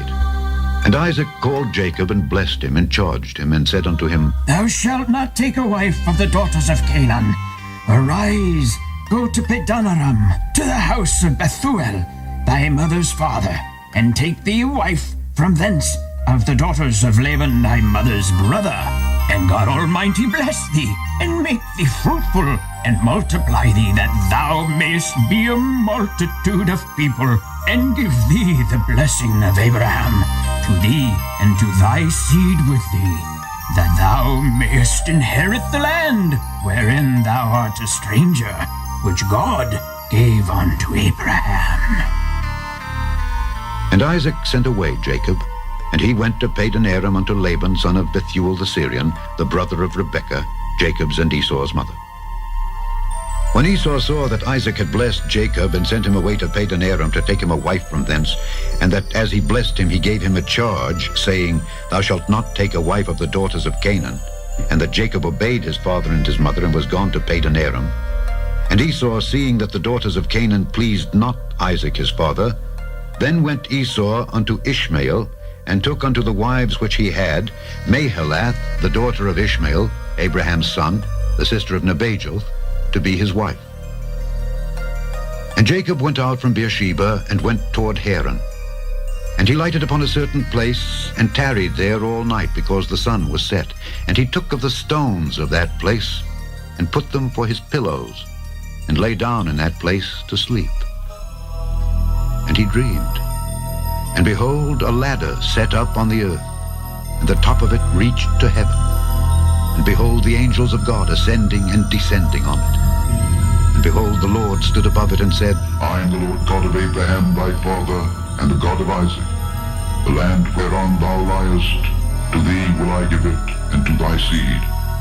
And thy seed shall be as the dust of the earth, and thou shalt spread abroad to the west, and to the east, and to the north, and to the south. And in thee and in thy seed shall all the families of the earth be blessed. And behold, I am with thee, and will keep thee in all places whither thou goest, and will bring thee again into this land. For I will not leave thee, until I have done that which I have spoken to thee of. And Jacob awaked out of his sleep, and he said, Surely the Lord is in this place, and I knew it not. And he was afraid, and said, How dreadful is this place! This is none other but the house of God, and this is the gate of heaven. And Jacob rose up early in the morning, and took the stone that he had put for his pillows, and set it up for a pillar, and poured oil upon the top of it. And he called the name of that place Bethel, but the name of that city was called Luz at the first. And Jacob vowed a vow, saying, If God will be with me, and will keep me in this way that I go, and will give me bread to eat and raiment to put on, so that I come again to my father's house in peace, then shall the Lord be my God. And this stone which I have set for a pillar shall be God's house, and of all that thou shalt give me, I will surely give the 10th unto thee. Chapter 29. Then Jacob went on his journey, and came into the land of the people of the east. And he looked, and behold, a well in the field. And lo, there were 3 flocks of sheep lying by it, for out of that well they watered the flocks.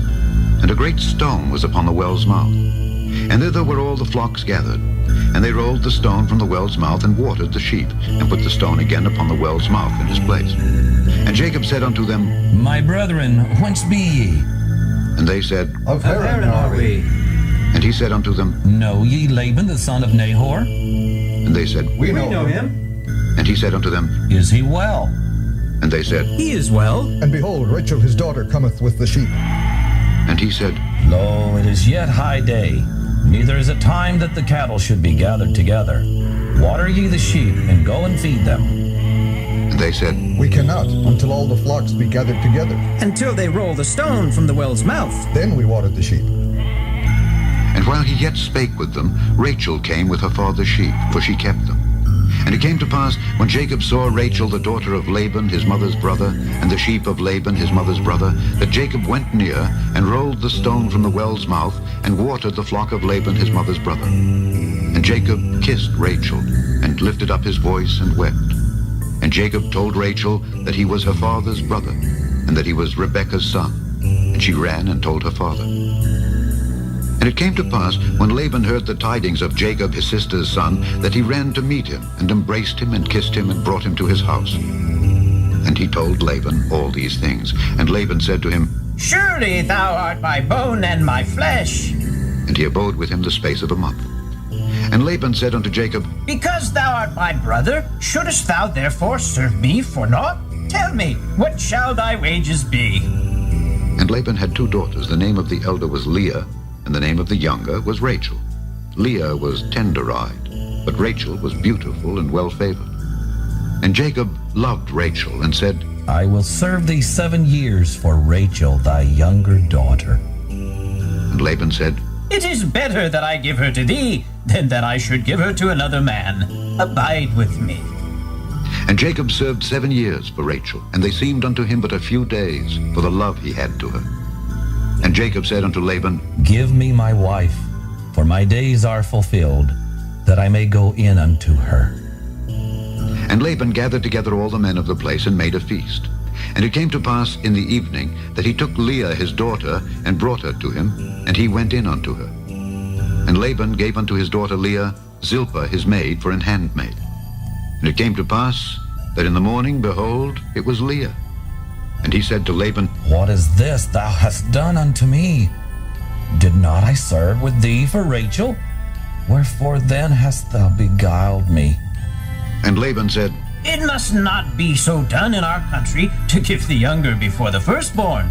Fulfill her week, and we will give thee this also for the service which thou shalt serve with me yet 7 other years. And Jacob did so, and fulfilled her week, and he gave him Rachel his daughter to wife also. And Laban gave to Rachel his daughter Bilhah his handmaid to be her maid. And he went in also unto Rachel, and he loved also Rachel more than Leah, and served with him yet 7 other years. And when the Lord saw that Leah was hated, he opened her womb, but Rachel was barren. And Leah conceived and bare a son, and she called his name Reuben, for she said, Surely the Lord hath looked upon my affliction. Now therefore my husband will love me. And she conceived again and bare a son, and said, Because the Lord hath heard that I was hated, he hath therefore given me this son also. And she called his name Simeon.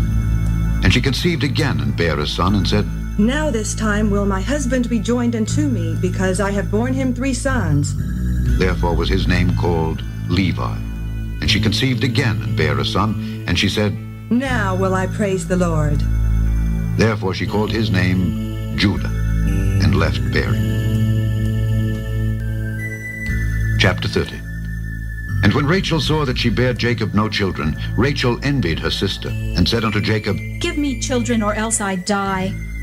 And Jacob's anger was kindled against Rachel, and he said, Am I in God's stead, who hath withheld from thee the fruit of the womb?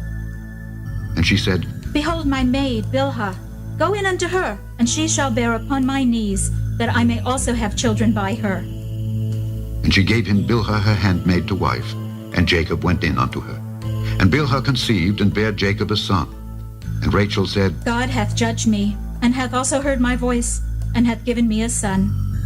Therefore called she his name Dan. And Bilhah Rachel's maid conceived again, and bare Jacob a second son. And Rachel said, With great wrestlings have I wrestled with my sister, and I have prevailed. And she called his name Naphtali. When Leah saw that she had left bearing, she took Zilpah her maid, and gave her Jacob to wife. And Zilpah, Leah's maid, bare Jacob a son. And Leah said, A troop cometh. And she called his name Gad. And Zilpah, Leah's maid, bare Jacob a second son. And Leah said, Happy am I, for the daughters will call me blessed. And she called his name Asher. And Reuben went in the days of wheat harvest, and found mandrakes in the field, and brought them unto his mother Leah. Then Rachel said to Leah, Give me, I pray thee, of thy son's mandrakes. And she said unto her, Is it a small matter that thou hast taken my husband? And wouldest thou take away my son's mandrakes also? And Rachel said, Therefore he shall lie with thee tonight for thy son's mandrakes. And Jacob came out of the field in the evening, and Leah went out to meet him, and said, Thou must come in unto me, for surely I have hired thee with my son's mandrakes. And he lay with her that night. And God hearkened unto Leah, and she conceived, and bare Jacob the 5th son. And Leah said, God hath given me my hire, because I have given my maiden to my husband. And she called his name Issachar. And Leah conceived again, and bare Jacob the 6th son. And Leah said, God hath endued me with a good dowry. Now will my husband dwell with me, because I have borne him 6 sons. And she called his name Zebulun. And afterward she bare a daughter, and called her name Dinah. And God remembered Rachel, and God hearkened to her, and opened her womb. And she conceived and bare a son, and said, God hath taken away my reproach. And she called his name Joseph, and said, The Lord shall add to me another son. And it came to pass, when Rachel had borne Joseph, that Jacob said unto Laban, Send me away, that I may go unto mine own place, and to my country. Give me my wives and my children, for whom I have served thee, and let me go. For thou knowest my service, which I have done thee. And Laban said unto him, I pray thee, if I have found favor in thine eyes, tarry. For I have learned by experience that the Lord hath blessed me for thy sake. And he said, Appoint me thy wages, and I will give it. And he said unto him, Thou knowest how I have served thee, and how thy cattle was with me. For it was little which thou hadst before I came, and it is now increased unto a multitude. And the Lord hath blessed thee since my coming. And now when shall I provide for mine own house also? And he said, What shall I give thee? And Jacob said, Thou shalt not give me anything. If thou wilt do this thing for me, I will again feed and keep thy flock. I will pass through all thy flock today, removing from thence all the speckled and spotted cattle, and all the brown cattle among the sheep, and the spotted and speckled among the goats, and of such shall be my hire. So shall my righteousness answer for me in time to come, when it shall come for my hire before thy face. Every one that is not speckled and spotted among the goats, and brown among the sheep, that shall be counted stolen with me. And Laban said, Behold, I would it might be according to thy word. And he removed that day the he-goats that were ring-straked and spotted, and all the she-goats that were speckled and spotted, and every one that had some white in it, and all the brown among the sheep, and gave them into the hand of his sons. And he set 3 days' journey betwixt himself and Jacob. And Jacob fed the rest of Laban's flocks. And Jacob took him rods of green poplar, and of the hazel and chestnut tree, and pilled white strakes in them, and made the white appear which was in the rods. And he set the rods which he had pilled before the flocks in the gutters and the watering troughs, when the flocks came to drink, that they should conceive when they came to drink. And the flocks conceived before the rods, and brought forth cattle ring-straked, speckled, and spotted. And Jacob did separate the lambs, and set the faces of the flocks toward the ring-straked, and all the brown in the flock of Laban. And he put his own flocks by themselves, and put them not unto Laban's cattle. And it came to pass, whensoever the stronger cattle did conceive, that Jacob laid the rods before the eyes of the cattle in the gutters, that they might conceive among the rods. But when the cattle were feeble, he put them not in. So the feebler were Laban's, and the stronger Jacob's. And the man increased exceedingly, and had much cattle, and maidservants, and menservants, and camels, and asses. Chapter 31. And he heard the words of Laban's sons, saying, Jacob hath taken away all that was our father's, and of that which was our father's hath he gotten all this glory. And Jacob beheld the countenance of Laban, and behold, it was not toward him as before. And the Lord said unto Jacob, Return unto the land of thy fathers and to thy kindred, and I will be with thee. And Jacob sent and called Rachel and Leah to the field unto his flock, and said unto them, I see your father's countenance, that it is not toward me as before. But the God of my father hath been with me, and ye know that with all my power I have served your father. And your father hath deceived me, and changed my wages 10 times, but God suffered him not to hurt me. If he said thus, the speckled shall be thy wages, then all the cattle bear speckled. And if he said thus, the ring-straked shall be thy hire, then bear all the cattle ring-straked. Thus God hath taken away the cattle of your father, and given them to me. And it came to pass at the time that the cattle conceived, that I lifted up mine eyes, and saw in a dream, and behold, the rams which leaped upon the cattle were ring-straked, speckled, and grizzled. And the angel of God spake unto me in a dream, saying, Jacob. And I said, Here am I. And he said, Lift up now thine eyes, and see, all the rams which leap upon the cattle are ring-straked, speckled, and grizzled. For I have seen all that Laban doeth unto thee. I am the God of Bethel, where thou anointest the pillar, and where thou vowest a vow unto me.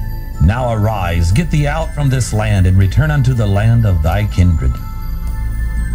And Rachel and Leah answered and said unto him, Is there yet any portion or inheritance for us in our father's house? Are we not counted of him strangers? For he hath sold us, and hath quite devoured also our money. For all the riches which God hath taken from our father, that is ours and our children's. Now then, whatsoever God hath said unto thee, do. Then Jacob rose up, and set his sons and his wives upon camels. And he carried away all his cattle, and all his goods which he had gotten, the cattle of his getting which he had gotten in Padan Aram, for to go to Isaac his father in the land of Canaan. And Laban went to shear his sheep. And Rachel had stolen the images that were her father's. And Jacob stole away unawares to Laban the Syrian, in that he told him not that he fled. So he fled with all that he had. And he rose up and passed over the river, and set his face toward the Mount Gilead. And it was told Laban on the 3rd day that Jacob was fled. And he took his brethren with him, and pursued after him 7 days' journey, and they overtook him in the Mount Gilead. And God came to Laban the Syrian in a dream by night and said unto him, Take heed that thou speak not to Jacob either good or bad. Then Laban overtook Jacob. Now Jacob had pitched his tent in the mount, and Laban with his brethren pitched in the mount of Gilead. And Laban said to Jacob, What hast thou done, that thou hast stolen away unawares to me, and carried away my daughters, as captives taken with the sword? Wherefore didst thou flee away secretly, and steal away from me, and didst not tell me that I might have sent thee away with mirth, and with songs, with tabret, and with harp, and hast not suffered me to kiss my sons and my daughters? Thou hast now done foolishly in so doing. It is in the power of my hand to do you hurt, but the God of your father spake unto me yesternight, saying, Take thou heed that thou speak not to Jacob either good or bad. And now, though thou wouldst needs be gone, because thou sore longedst after thy father's house, yet wherefore hast thou stolen my gods? And Jacob answered and said to Laban, Because I was afraid. For I said, Peradventure thou wouldest take by force thy daughters from me. With whomsoever thou findest thy gods, let him not live. Before our brethren discern thou what is thine with me, and take it to thee. For Jacob knew not that Rachel had stolen them. And Laban went into Jacob's tent, and into Leah's tent, and into the two maidservants' tents, but he found them not. Then went he out of Leah's tent, and entered into Rachel's tent. Now Rachel had taken the images, and put them in the camel's furniture, and sat upon them. And Laban searched all the tent, but found them not. And she said to her father, Let it not displease my lord that I cannot rise up before thee, for the custom of women is upon me. And he searched, but found not the images. And Jacob was wroth, and chode with Laban. And Jacob answered and said to Laban, What is my trespass? What is my sin, that thou hast so hotly pursued after me? Whereas thou hast searched all my stuff, what hast thou found of all thy household stuff? Set it here before my brethren and thy brethren, that they may judge betwixt us both. This 20 years have I been with thee. Thy ewes and thy she-goats have not cast their young, and the rams of thy flock have I not eaten. That which was torn of beast I brought not unto thee, I bear the loss of it. Of my hand didst thou require it, whether stolen by day or stolen by night. Thus I was. In the day the drought consumed me, and the frost by night, and my sleep departed from mine eyes. Thus have I been 20 years in thy house. I served thee 14 years for thy 2 daughters, and 6 years for thy cattle, and thou hast changed my wages 10 times. Except the God of my father, the God of Abraham, and the fear of Isaac had been with me, surely thou hadst sent me away now empty. God hath seen mine affliction, and the labor of my hands, and rebuked thee yesternight.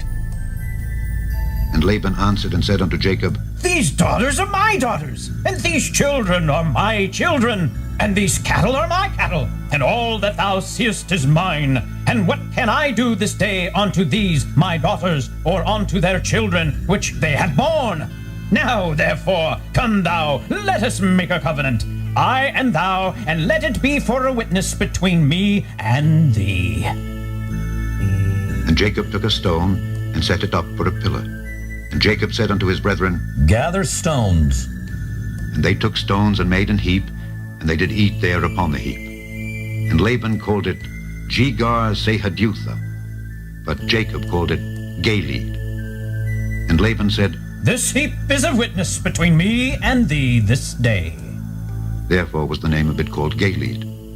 And Mizpah, for he said, The Lord watch between me and thee when we are absent, one from another. If thou shalt afflict my daughters, or if thou shalt take other wives beside my daughters, no man is with us. See, God is witness betwixt me and thee. And Laban said to Jacob, Behold this heap, and behold this pillar, which I have cast betwixt me and thee.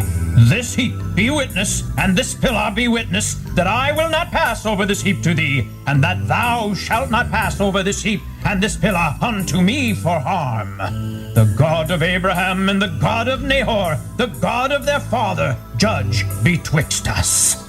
And Jacob sware by the fear of his father Isaac. Then Jacob offered sacrifice upon the mount, and called his brethren to eat bread. And they did eat bread, and tarried all night in the mount. And early in the morning Laban rose up and kissed his sons and his daughters and blessed them. And Laban departed and returned unto his place. Chapter 32. And Jacob went on his way, and the angels of God met him. And when Jacob saw them, he said, This is God's host. And he called the name of that place Mahanaim. And Jacob sent messengers before him to Esau his brother unto the land of Seir, the country of Edom. And he commanded them, saying, Thus shall ye speak unto my lord Esau. Thy servant Jacob saith thus, I have sojourned with Laban, and stayed there until now. And I have oxen and asses, flocks and men servants, and women servants. And I have sent to tell my lord that I may find grace in thy sight. And the messengers returned to Jacob, saying, We came to thy brother Esau, and also he cometh to meet thee, and 400 men with him. Then Jacob was greatly afraid and distressed. And he divided the people that was with him, and the flocks and herds and the camels, into 2 bands, and said, If Esau come to the one company and smite it, then the other company which is left shall escape. And Jacob said, O God of my father Abraham, and God of my father Isaac, the Lord which saidst unto me, Return unto thy country and to thy kindred, and I will deal well with thee. I am not worthy of the least of all the mercies and of all the truth which thou hast showed unto thy servant. For with my staff I passed over this Jordan, and now I am become 2 bands. Deliver me, I pray thee, from the hand of my brother, from the hand of Esau, for I fear him, lest he will come and smite me, and the mother with the children. And thou saidst, I will surely do thee good, and make thy seed as the sand of the sea, which cannot be numbered for multitude.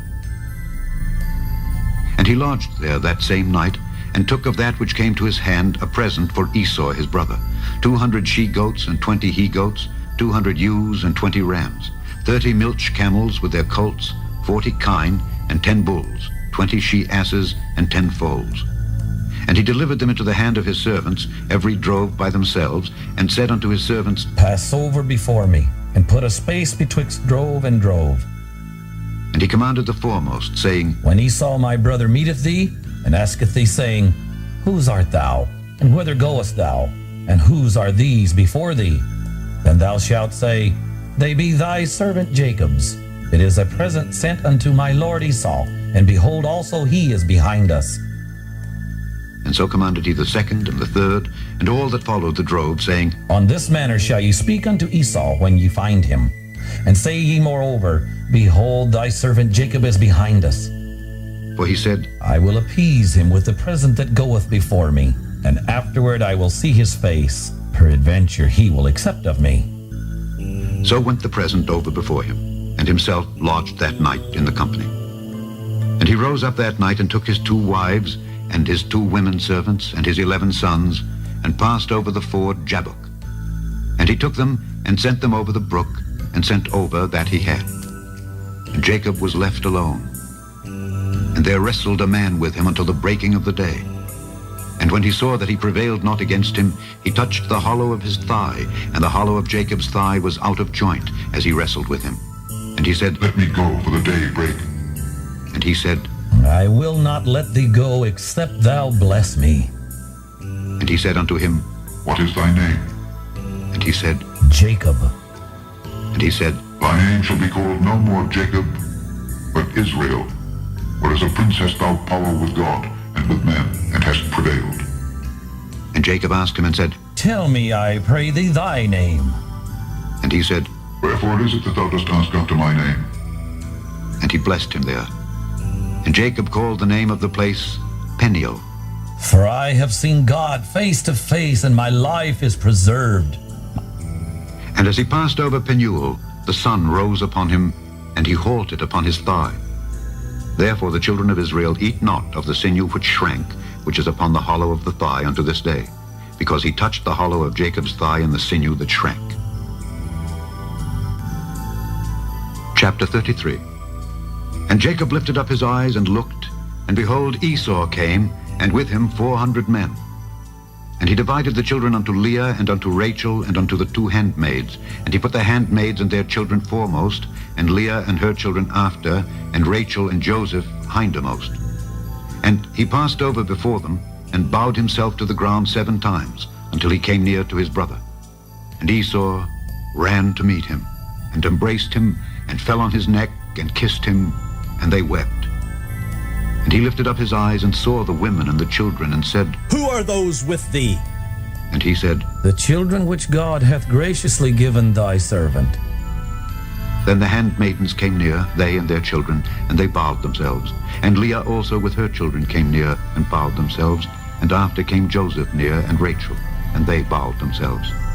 And he said, What meanest thou by all this drove which I met? And he said, These are to find grace in the sight of my Lord. And Esau said, I have enough, my brother. Keep that thou hast unto thyself. And Jacob said, Nay, I pray thee, if now I have found grace in thy sight, then receive my present at my hand. For therefore I have seen thy face, as though I had seen the face of God, and thou wast pleased with me. Take, I pray thee, my blessing that is brought to thee, because God hath dealt graciously with me, and because I have enough. And he urged him, and he took it. And he said, Let us take our journey, and let us go, and I will go before thee. And he said unto him, My Lord knoweth that the children are tender, and the flocks and herds with young are with me. And if men should overdrive them one day, all the flock will die. Let my Lord, I pray thee, pass over before his servant, and I will lead on softly, according as the cattle that goeth before me, and the children be able to endure, until I come unto my Lord, unto Seir. And Esau said, Let me now leave with thee some of the folk that are with me. And he said, What needeth it? Let me find grace in the sight of my Lord. So Esau returned that day on his way unto Seir. And Jacob journeyed to Succoth, and built him an house, and made booths for his cattle. Therefore the name of the place is called Succoth. And Jacob came to Shalem, a city of Shechem, which is in the land of Canaan, when he came from Padan Aram, and pitched his tent before the city. And he bought a parcel of a field where he had spread his tent, at the hand of the children of Hamor, Shechem's father, for 100 pieces of money. And he erected there an altar, and he called it El Elohi Israel. Chapter 34. And Dinah the daughter of Leah, which she bare unto Jacob, went out to see the daughters of the land. And when Shechem the son of Hamor the Hivite, prince of the country, saw her, he took her, and lay with her, and defiled her. And his soul clave unto Dinah the daughter of Jacob, and he loved the damsel, and spake kindly unto the damsel. And Shechem spake unto his father Hamor, saying, Get me this damsel to wife. And Jacob heard that he had defiled Dinah his daughter. Now his sons were with his cattle in the field, and Jacob held his peace until they were come. And Hamor the father of Shechem went out unto Jacob to commune with him. And the sons of Jacob came out of the field when they heard it, and the men were grieved, and they were very wroth, because he had wrought folly in Israel in lying with Jacob's daughter, which thing ought not to be done. And Hamor communed with them, saying, The soul of my son Shechem longeth for your daughter. I pray you give her him to wife. And make ye marriages with us, and give your daughters unto us, and take our daughters unto you. And ye shall dwell with us, and the land shall be before you. Dwell and trade ye therein, and get you possessions therein. And Shechem said unto her father and unto her brethren, Let me find grace in your eyes, and what ye shall say unto me I will give.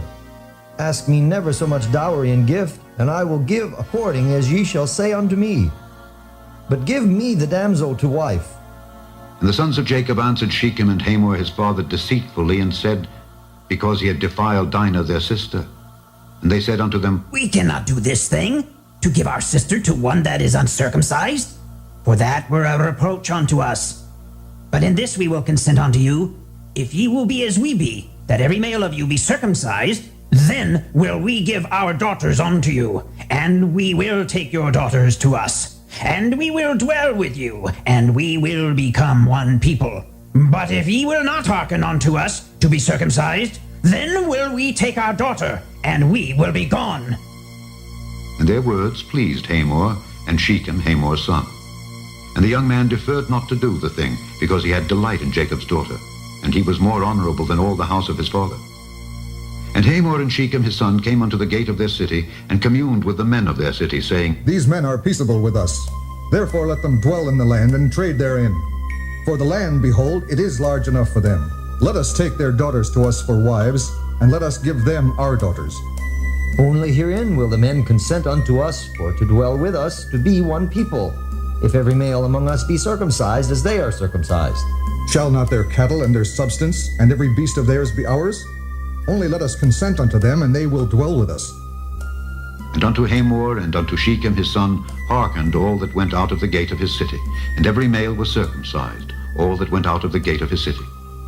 And it came to pass, on the third day, when they were sore, that two of the sons of Jacob, Simeon and Levi, Dinah's brethren, took each man his sword, and came upon the city boldly, and slew all the males. And they slew Hamor and Shechem his son with the edge of the sword, and took Dinah out of Shechem's house, and went out. The sons of Jacob came upon the slain, and spoiled the city, because they had defiled their sister. They took their sheep, and their oxen, and their asses, and that which was in the city, and that which was in the field, and all their wealth, and all their little ones, and their wives took they captive, and spoiled even all that was in the house. And Jacob said to Simeon and Levi, Ye have troubled me to make me to stink among the inhabitants of the land, among the Canaanites and the Perizzites. And I being few in number, they shall gather themselves together against me, and slay me, and I shall be destroyed, I and my house. And they said, Should he deal with our sister as with an harlot? Chapter 35. And God said unto Jacob, Arise, go up to Bethel and dwell there, and make there an altar unto God that appeared unto thee when thou fleddest from the face of Esau thy brother. Then Jacob said unto his household and to all that were with him, Put away the strange gods that are among you, and be clean, and change your garments, and let us arise and go up to Bethel, and I will make there an altar unto God, who answered me in the day of my distress, and was with me in the way which I went. And they gave unto Jacob all the strange gods which were in their hand, and all their earrings which were in their ears, and Jacob hid them under the oak which was by Shechem. And they journeyed, and the terror of God was upon the cities that were round about them, and they did not pursue after the sons of Jacob. So Jacob came to Luz, which is in the land of Canaan, that is Bethel, he and all the people that were with him. And he built there an altar, and called the place El Bethel, because there God appeared unto him when he fled from the face of his brother. But Deborah, Rebekah's nurse, died, and she was buried beneath Bethel under an oak, and the name of it was called Allon-Bacuth. And God appeared unto Jacob again when he came out of Padan Aram, and blessed him. And God said unto him, Thy name is Jacob. Thy name shall not be called any more Jacob, but Israel shall be thy name. And he called his name Israel. And God said unto him, I am God Almighty. Be fruitful and multiply. A nation and a company of nations shall be of thee, and kings shall come out of thy loins. The land which I gave Abraham and Isaac, to thee I will give it, and to thy seed after thee will I give the land. And God went up from him in the place where he talked with him. And Jacob set up a pillar in the place where he talked with him, even a pillar of stone. And he poured a drink offering thereon, and he poured oil thereon. And Jacob called the name of the place where God spake with him, Bethel. And they journeyed from Bethel. And there was but a little way to come to Ephrath.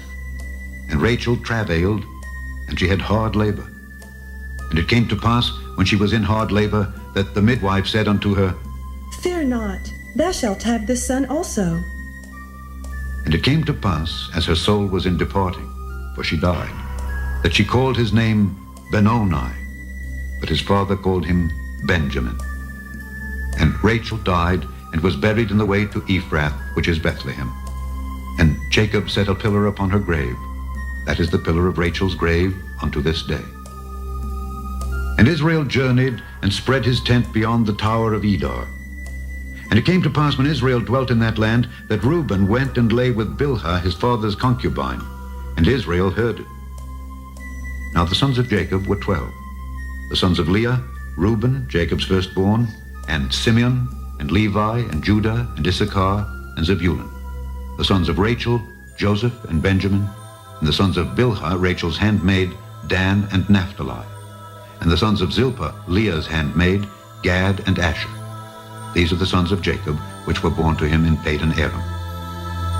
And Jacob came unto Isaac his father, unto Mamre, unto the city of Arba, which is Hebron, where Abraham and Isaac sojourned. And the days of Isaac were 180 years. And Isaac gave up the ghost and died, and was gathered unto his people, being old and full of days. And his sons Esau and Jacob buried him. Chapter 36. Now these are the generations of Esau, who is Edom. Esau took his wives of the daughters of Canaan, Adah the daughter of Elon the Hittite, and Aholibamah the daughter of Anah the daughter of Zibeon the Hivite, and Bashemath, Ishmael's daughter, sister of Nebajoth. And Adah bare to Esau Eliphaz, and Bashemath bare Reuel, and Aholibamah bare Jeush, and Jaalam, and Korah. These are the sons of Esau, which were born unto him in the land of Canaan. And Esau took his wives and his sons and his daughters and all the persons of his house, and his cattle and all his beasts and all his substance, which he had got in the land of Canaan, and went into the country from the face of his brother Jacob. For their riches were more than that they might dwell together, and the land wherein they were strangers could not bear them because of their cattle. Thus dwelt Esau in Mount Seir. Esau is Edom. And these are the generations of Esau, the father of the Edomites, in Mount Seir. These are the names of Esau's sons: Eliphaz the son of Adah, the wife of Esau; Reuel the son of Bashemath, the wife of Esau. And the sons of Eliphaz were Teman, Omar, Zepho, and Gatam, and Kenaz. And Timnah was concubine to Eliphaz, Esau's son, and she bare to Eliphaz Amalek. These were the sons of Adah, Esau's wife. And these are the sons of Reuel: Nahath, and Zerah, Shammah, and Mizah. These were the sons of Bashemath, Esau's wife. And these were the sons of Aholibamah, the daughter of Anah, the daughter of Zibeon, Esau's wife. And she bare to Esau Jeush, and Jaalam, and Korah. These were dukes of the sons of Esau. The sons of Eliphaz, the firstborn son of Esau: Duke Teman, Duke Omar, Duke Zepho, Duke Kenaz, Duke Korah, Duke Gatam, and Duke Amalek. These are the dukes that came of Eliphaz in the land of Edom. These were the sons of Adah.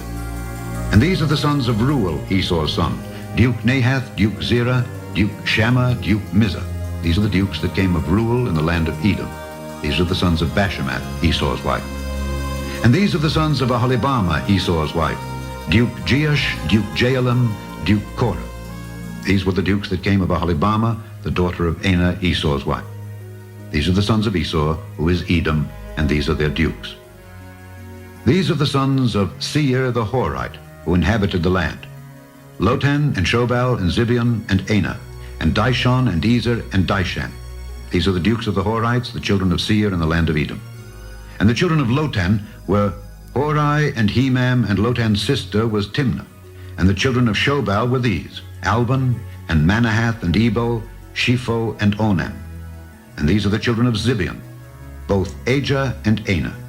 This was that Anah that found the mules in the wilderness as he fed the asses of Zibeon his father. And the children of Anah were these: Dishon, and Aholibamah, the daughter of Anah. And these are the children of Dishon: Hemdan, and Eshban, and Ithran, and Kiran. The children of Ezer are these: Bilhan, and Zaavan, and Akan. The children of Dishan are these: Uz, and Aaron. These are the dukes that came of the Horites: Duke Lotan, Duke Shobal, Duke Zibeon, Duke Anah, Duke Dishon, Duke Ezer, Duke Dishan. These are the dukes that came of Hori among their dukes in the land of Seir. And these are the kings that reigned in the land of Edom before there reigned any king over the children of Israel. And Bela the son of Beor reigned in Edom, and the name of his city was Dinhabah. And Bela died, and Jobab the son of Zerah of Bozrah reigned in his stead. And Jobab died, and Husham of the land of Temanai reigned in his stead. And Husham died, and Hadad the son of Bedad, who smote Midian in the field of Moab, reigned in his stead. And the name of his city was Avith. And Hadad died, and Samlah of Masrekah reigned in his stead. And Samlah died, and Saul of Rehoboth by the river reigned in his stead. And Saul died, and Baal-Hanan the son of Akbor reigned in his stead. And Baal-Hanan the son of Akbor died, and Hadar reigned in his stead. And the name of his city was Payu, and his wife's name was Mehetabel, the daughter of Matred, the daughter of Mazahath. And these are the names of the dukes that came of Esau, according to their families, after their places, by their names: Duke Timnah, Duke Alva, Duke Jetheth, Duke Aholibamah, Duke Elah, Duke Pinon, Duke Kenaz, Duke Teman, Duke Mibzar, Duke Magdiel, Duke Iram, These be the dukes of Edom, according to their habitations in the land of their possession. He is Esau, the father of the Edomites. Chapter 37. And Jacob dwelt in the land wherein his father was a stranger, in the land of Canaan. These are the generations of Jacob. Joseph, being 17 years old, was feeding the flock with his brethren, and the lad was with the sons of Bilhah and with the sons of Zilpah, his father's wives. And Joseph brought unto his father their evil report. Now Israel loved Joseph more than all his children, because he was the son of his old age, and he made him a coat of many colors. And when his brethren saw that their father loved him more than all his brethren, they hated him, and could not speak peaceably unto him.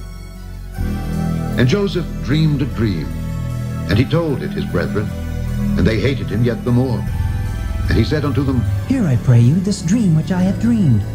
For behold, we were binding sheaves in the field, and lo, my sheaf arose, and also stood upright. And behold, your sheaf stood round about, and made obeisance to my sheaf. And his brethren said to him, Shalt thou indeed reign over us, or shalt thou indeed have dominion over us? And they hated him yet the more for his dreams and for his word.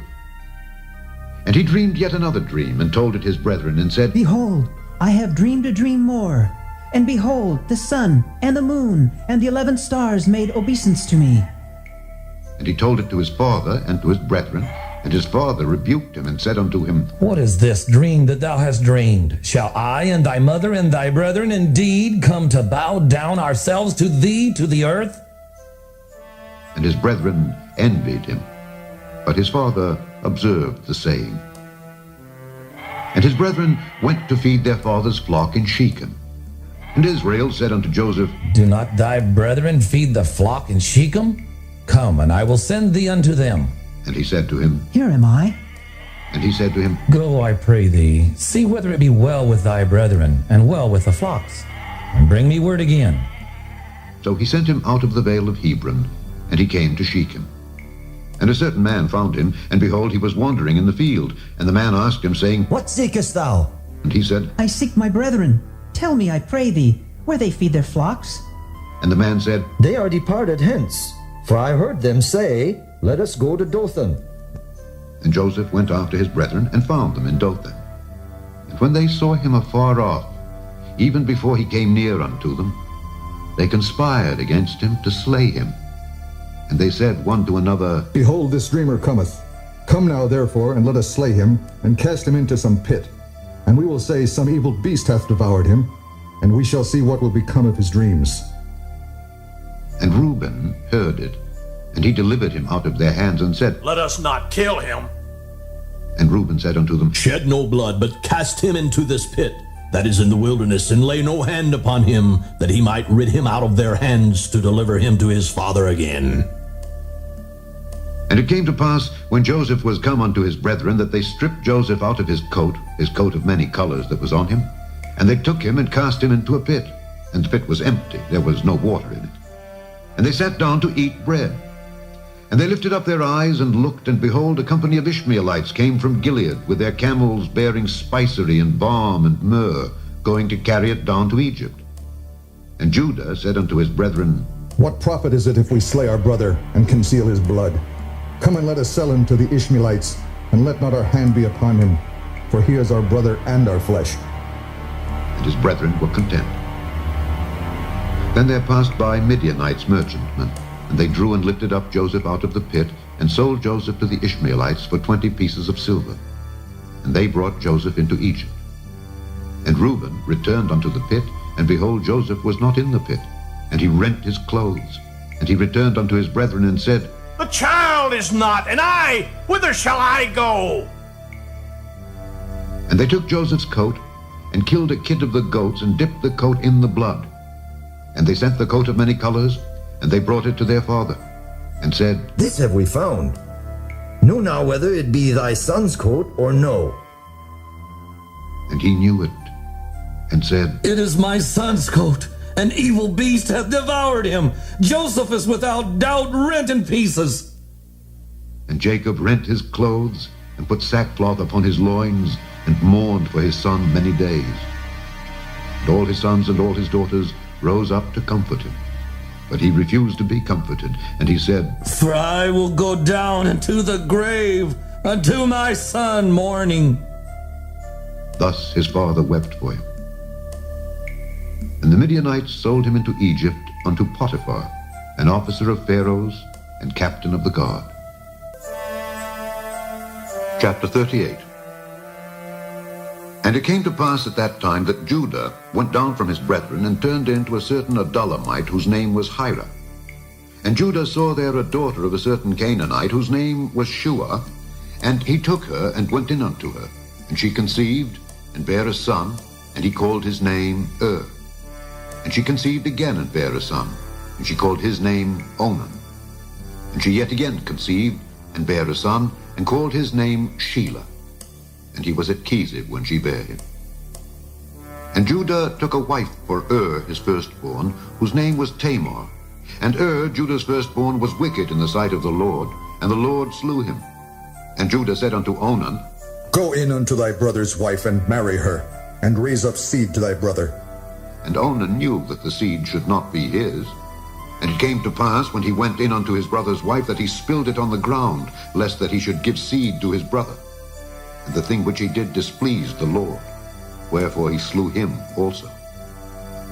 Then said Judah to Tamar his daughter-in-law, Remain a widow at thy father's house till Shelah my son be grown. For he said, Lest peradventure he die also, as his brethren did. And Tamar went and dwelt in her father's house. And in process of time, the daughter of Shua, Judah's wife, died. And Judah was comforted, and went up unto his sheep shearers to Timnath, he and his friend Hira the Adullamite. And it was told Tamar, saying, Behold, thy father-in-law goeth up to Timnath to shear his sheep. And she put her widow's garments off from her, and covered her with a veil, and wrapped herself, and sat in an open place which is by the way to Timnath. For she saw that Shelah was grown, and she was not given unto him to wife. When Judah saw her, he thought her to be an harlot, because she had covered her face. And he turned unto her by the way, and said, Go to, I pray thee, let me come in unto thee. For he knew not that she was his daughter-in-law. And she said, What wilt thou give me, that thou mayest come in unto me? And he said, I will send thee a kid from the flock. And she said, Wilt thou give me a pledge till thou send it? And he said, What pledge shall I give thee? And she said, Thy signet, and thy bracelets, and thy staff that is in thine hand. And he gave it her, and came in unto her, and she conceived by him. And she arose and went away, and laid by her veil from her, and put on the garment of her widowhood. And Judah sent the kid by the hand of his friend the Adullamite, to receive his pledge from the woman's hand. But he found her not. Then he asked the men of that place, saying, Where is the harlot that was openly by the wayside? And they said, There was no harlot in this place. And he returned to Judah and said, I cannot find her. And also the men of the place said that there was no harlot in this place. And Judah said, Let her take it to her, lest we be shamed. Behold, I sent this kid, and thou hast not found her. And it came to pass, about 3 months after, that it was told Judah, saying, Tamar thy daughter-in-law hath played the harlot, and also, behold, she is with child by whoredom. And Judah said, Bring her forth, and let her be burnt. When she was brought forth, she sent to her father-in-law, saying, By the man whose these are, am I with child? And she said, Discern, I pray thee, whose are these, the signet, and bracelets, and staff? And Judah acknowledged them, and said, She hath been more righteous than I, because that I gave her not to Shelah my son. And he knew her again no more. And it came to pass in the time of her travail, that behold, twins were in her womb. And it came to pass when she travailed, that the one put out his hand, and the midwife took and bound upon his hand a scarlet thread, saying, This came out first. And it came to pass, as he drew back his hand, that behold, his brother came out. And she said, How hast thou broken forth? This breach be upon thee. Therefore his name was called Pharez. And afterward came out his brother, that had the scarlet thread upon his hand, and his name was called Zerah. Chapter 39. And Joseph was brought down to Egypt. And Potiphar, an officer of Pharaoh, captain of the guard, an Egyptian, bought him of the hands of the Ishmaelites which had brought him down thither. And the Lord was with Joseph, and he was a prosperous man, and he was in the house of his master the Egyptian. And his master saw that the Lord was with him, and that the Lord made all that he did to prosper in his hand. And Joseph found grace in his sight, and he served him. And he made him overseer over his house, and all that he had he put into his hand. And it came to pass, from the time that he had made him overseer in his house and over all that he had, that the Lord blessed the Egyptian's house for Joseph's sake. And the blessing of the Lord was upon all that he had in the house and in the field. And he left all that he had in Joseph's hand, and he knew not aught he had, save the bread which he did eat. And Joseph was a goodly person, and well favored. And it came to pass after these things, that his master's wife cast her eyes upon Joseph, and she said, Lie with me. But he refused, and said unto his master's wife, Behold, my master wotteth not what is with me in the house, and he hath committed all that he hath to my hand. There is none greater in this house than I, neither hath he kept back anything from me but thee, because thou art his wife. How then can I do this great wickedness, and sin against God? And it came to pass, as she spake to Joseph day by day, that he hearkened not unto her to lie by her, or to be with her. And it came to pass about this time, that Joseph went into the house to do his business. And there was none of the men of the house there within. And she caught him by his garment, saying, Lie with me. And he left his garment in her hand, and fled, and got him out. And it came to pass, when she saw that he had left his garment in her hand, and was fled forth, that she called unto the men of her house, and spake unto them, saying, See, he hath brought in an Hebrew unto us to mock us. He came in unto me to lie with me, and I cried with a loud voice. And it came to pass, when he heard that I lifted up my voice and cried, that he left his garment with me, and fled, and got him out. And she laid up his garment by her, until his Lord came home. And she spake unto him according to these words, saying, The Hebrew servant, which thou hast brought unto us, came in unto me to mock me. And it came to pass, as I lifted up my voice and cried, that he left his garment with me, and fled out. And it came to pass, when his master heard the words of his wife, which she spake unto him, saying, After this manner did thy servant to me. that his wrath was kindled. And Joseph's master took him, and put him into the prison, a place where the king's prisoners were bound, and he was there in the prison. But the Lord was with Joseph, and showed him mercy, and gave him favor in the sight of the keeper of the prison.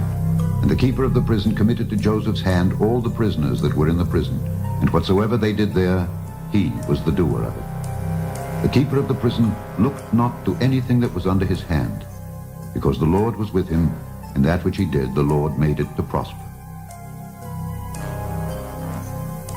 Chapter 40. And it came to pass after these things, that the butler of the king of Egypt and his baker had offended their lord the king of Egypt. And Pharaoh was wroth against two of his officers, against the chief of the butlers and against the chief of the bakers. And he put them in ward in the house of the captain of the guard, into the prison, the place where Joseph was bound. And the captain of the guard charged Joseph with them, and he served them. And they continued a season in ward. And they dreamed a dream, both of them, each man his dream in one night, each man according to the interpretation of his dream, the butler and the baker of the king of Egypt, which were bound in the prison. And Joseph came in unto them in the morning, and looked upon them, and behold, they were sad. And he asked Pharaoh's officers that were with him in the ward of his lord's house, saying, Wherefore look ye so sadly today? And they said unto him, We have dreamed a dream, and there is no interpreter of it. And Joseph said unto them, Do not interpretations belong to God? Tell me them, I pray you. And the chief butler told his dream to Joseph, and said to him, In my dream, behold, a vine was before me, and in the vine were 3 branches, and it was as though it budded, and her blossoms shot forth, and the clusters thereof brought forth ripe grapes. And Pharaoh's cup was in my hand, and I took the grapes, and pressed them into Pharaoh's cup, and I gave the cup into Pharaoh's hand. And Joseph said unto him, This is the interpretation of it. The 3 branches are 3 days. Yet within 3 days shall Pharaoh lift up thine head, and restore thee unto thy place, and thou shalt deliver Pharaoh's cup into his hand after the former manner, when thou wast his butler. But think on me when it shall be well with thee, and show kindness, I pray thee, unto me, and make mention of me unto Pharaoh, and bring me out of this house. For indeed I was stolen away out of the land of the Hebrews, and here also have I done nothing, that they should put me into the dungeon. When the chief baker saw that the interpretation was good, he said unto Joseph, I also was in my dream, And behold, I had 3 white baskets on my head. And in the uppermost basket there was all manner of baked meats for Pharaoh. And the birds did eat them out of the basket upon my head. And Joseph answered and said, This is the interpretation thereof. The 3 baskets are 3 days. Yet within 3 days shall Pharaoh lift up thy head from off thee, and shall hang thee on a tree, and the birds shall eat thy flesh from off thee. And it came to pass the 3rd day, which was Pharaoh's birthday, that he made a feast unto all his servants. And he lifted up the head of the chief butler and of the chief baker among his servants. And he restored the chief butler unto his butlership again, and he gave the cup into Pharaoh's hand. But he hanged the chief baker, as Joseph had interpreted to them. Yet did not the chief butler remember Joseph, but forgat him.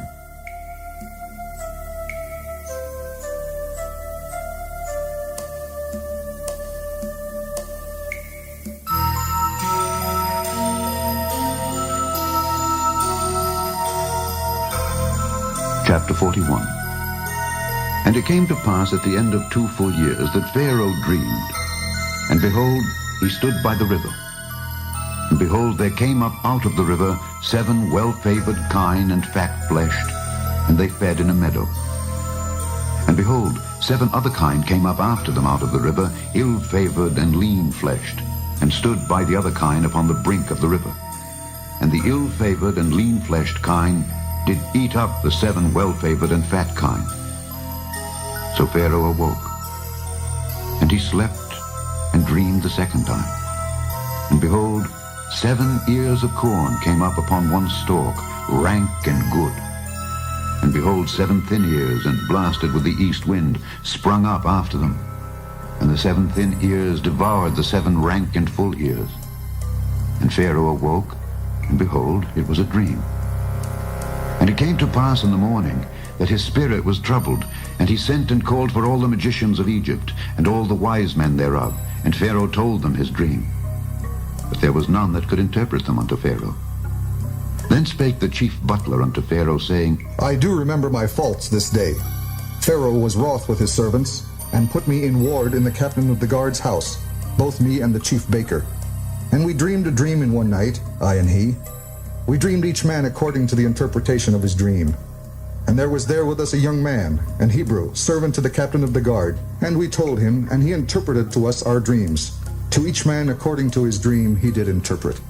And it came to pass, as he interpreted to us, so it was. Me he restored unto mine office, and him he hanged. Then Pharaoh sent and called Joseph, and they brought him hastily out of the dungeon, and he shaved himself, and changed his raiment, and came in unto Pharaoh. And Pharaoh said unto Joseph, I have dreamed a dream, and there is none that can interpret it. And I have heard say of thee that thou canst understand a dream to interpret it. And Joseph answered Pharaoh, saying, It is not in me. God shall give Pharaoh an answer of peace. And Pharaoh said unto Joseph, In my dream, behold, I stood upon the bank of the river, and behold, there came up out of the river 7 kine, fat-fleshed and well-favored, and they fed in a meadow. And behold, 7 other kine came up after them, poor and very ill-favored, and lean-fleshed, such as I never saw in all the land of Egypt for badness. And the lean and the ill-favored kine did eat up the first 7 fat kine, and when they had eaten them up, it could not be known that they had eaten them, but they were still ill-favored as at the beginning. So I awoke, and I saw in my dream, and behold, 7 ears came up in one stalk, full and good, and behold, 7 ears withered thin, and blasted with the east wind sprung up after them. And the thin ears devoured the 7 good ears, and I told this unto the magicians, but there was none that could declare it to me. And Joseph said unto Pharaoh, The dream of Pharaoh is one. God hath showed Pharaoh what he is about to do. The 7 good kine are 7 years, and the 7 good ears are 7 years. The dream is one. And the 7 thin and ill-favored kine that came up after them are 7 years. And the 7 empty ears blasted with the east wind shall be 7 years of famine. This is the thing which I have spoken unto Pharaoh. What God is about to do, he showeth unto Pharaoh. Behold, there come 7 years of great plenty throughout all the land of Egypt. And there shall arise after them 7 years of famine. And all the plenty shall be forgotten in the land of Egypt. And the famine shall consume the land. And the plenty shall not be known in the land by reason of that famine following. For it shall be very grievous. And for that the dream was doubled unto Pharaoh twice. It is because the thing is established by God, and God will shortly bring it to pass. Now therefore let Pharaoh look out a man discreet and wise, and set him over the land of Egypt. Let Pharaoh do this, and let him appoint officers over the land, and take up the 5th part of the land of Egypt in the 7 plenteous years. And let them gather all the food of those good years that come, and lay up corn under the hand of Pharaoh, and let them keep food in the cities. And that food shall be for store to the land against the 7 years of famine, which shall be in the land of Egypt, that the land perish not through the famine. And the thing was good in the eyes of Pharaoh, and in the eyes of all his servants. And Pharaoh said unto his servants, Can we find such a one as this is, a man in whom the Spirit of God is? And Pharaoh said unto Joseph, Forasmuch as God hath showed thee all this, there is none so discreet and wise as thou art. Thou shalt be over my house, and according unto thy word shall all my people be ruled. Only in the throne will I be greater than thou. And Pharaoh said unto Joseph, See, I have set thee over all the land of Egypt. And Pharaoh took off his ring from his hand, and put it upon Joseph's hand, and arrayed him in vestures of fine linen, and put a gold chain about his neck. And he made him to ride in the 2nd chariot which he had. And they cried before him, Bow the knee! And he made him ruler over all the land of Egypt. And Pharaoh said unto Joseph, I am Pharaoh, and without thee shall no man lift up his hand or foot in all the land of Egypt. And Pharaoh called Joseph's name Zaphnath-Paaneah. And he gave him to wife Asenath, the daughter of Potiphera, priest of On. And Joseph went out over all the land of Egypt. And Joseph was 30 years old when he stood before Pharaoh, king of Egypt. And Joseph went out from the presence of Pharaoh, and went throughout all the land of Egypt. And in the 7 plenteous years the earth brought forth by handfuls. And he gathered up all the food of the 7 years which were in the land of Egypt, and laid up the food in the cities. The food of the field which was round about every city laid he up in the same. And Joseph gathered corn as the sand of the sea, very much, until he left numbering, for it was without number. And unto Joseph were born 2 sons, before the years of famine came, which Asenath the daughter of Potiphera priest of On bare unto him. And Joseph called the name of the firstborn Manasseh. For God, said he, hath made me forget all my toil and all my father's house. And the name of the second called he Ephraim. For God hath caused me to be fruitful in the land of my affliction. And the 7 years of plenteousness that was in the land of Egypt were ended. And the 7 years of dearth began to come, according as Joseph had said. And the dearth was in all lands. But in all the land of Egypt there was bread. And when all the land of Egypt was famished, the people cried to Pharaoh for bread. And Pharaoh said unto all the Egyptians, Go unto Joseph, what he saith to you, do. And the famine was over all the face of the earth. And Joseph opened all the storehouses, and sold unto the Egyptians. And the famine waxed sore in the land of Egypt. And all countries came into Egypt to Joseph for to buy corn, because that the famine was so sore in all lands. Chapter 42. Now when Jacob saw that there was corn in Egypt, Jacob said unto his sons, Why do ye look one upon another? And he said, Behold, I have heard that there is corn in Egypt. Get you down thither, and buy for us from thence, that we may live and not die. And Joseph's 10 brethren went down to buy corn in Egypt. But Benjamin, Joseph's brother, Jacob sent not with his brethren, for he said, Lest peradventure mischief befall him. And the sons of Israel came to buy corn among those that came, for the famine was in the land of Canaan. And Joseph was the governor over the land, and he it was that sold to all the people of the land. And Joseph's brethren came and bowed down themselves before him with their faces to the earth. And Joseph saw his brethren, and he knew them, but made himself strange unto them, and spake roughly unto them. And he said unto them, Whence come ye? And they said, From the land of Canaan, to buy food. And Joseph knew his brethren, but they knew not him. And Joseph remembered the dreams which he dreamed of them, and said unto them, Ye are spies, to see the nakedness of the land ye are come. And they said unto him, Nay, my lord, but to buy food are thy servants come. We are all one man's sons. We are true men. Thy servants are no spies. And he said unto them, Nay, but to see the nakedness of the land ye are come. And they said, Thy servants are 12 brethren, the sons of one man in the land of Canaan. And behold, the youngest is this day with our father, and one is not. And Joseph said unto them, That is it that I spake unto you, saying, Ye are spies. Hereby ye shall be proved. By the life of Pharaoh ye shall not go forth hence, except your youngest brother come hither. Send one of you, and let him fetch your brother, and ye shall be kept in prison, that your words may be proved, whether there be any truth in you, or else by the life of Pharaoh, surely ye are spies. And he put them all together into ward 3 days. And Joseph said unto them the third day, This do and live, for I fear God. If ye be true men, let one of your brethren be bound in the house of your prison. Go ye, carry corn for the famine of your houses. But bring your youngest brother unto me, so shall your words be verified, and ye shall not die. And they did so. And they said one to another, We are verily guilty concerning our brother, in that we saw the anguish of his soul. When he besought us, and we would not hear, therefore is this distress come upon us? And Reuben answered them, saying, Spake I not unto you, saying, Do not sin against the child, and ye would not hear? Therefore, behold, also his blood is required. And they knew not that Joseph understood them, for he spake unto them by an interpreter. And he turned himself about from them, and wept, and returned to them again, and communed with them, and took from them Simeon, and bound him before their eyes.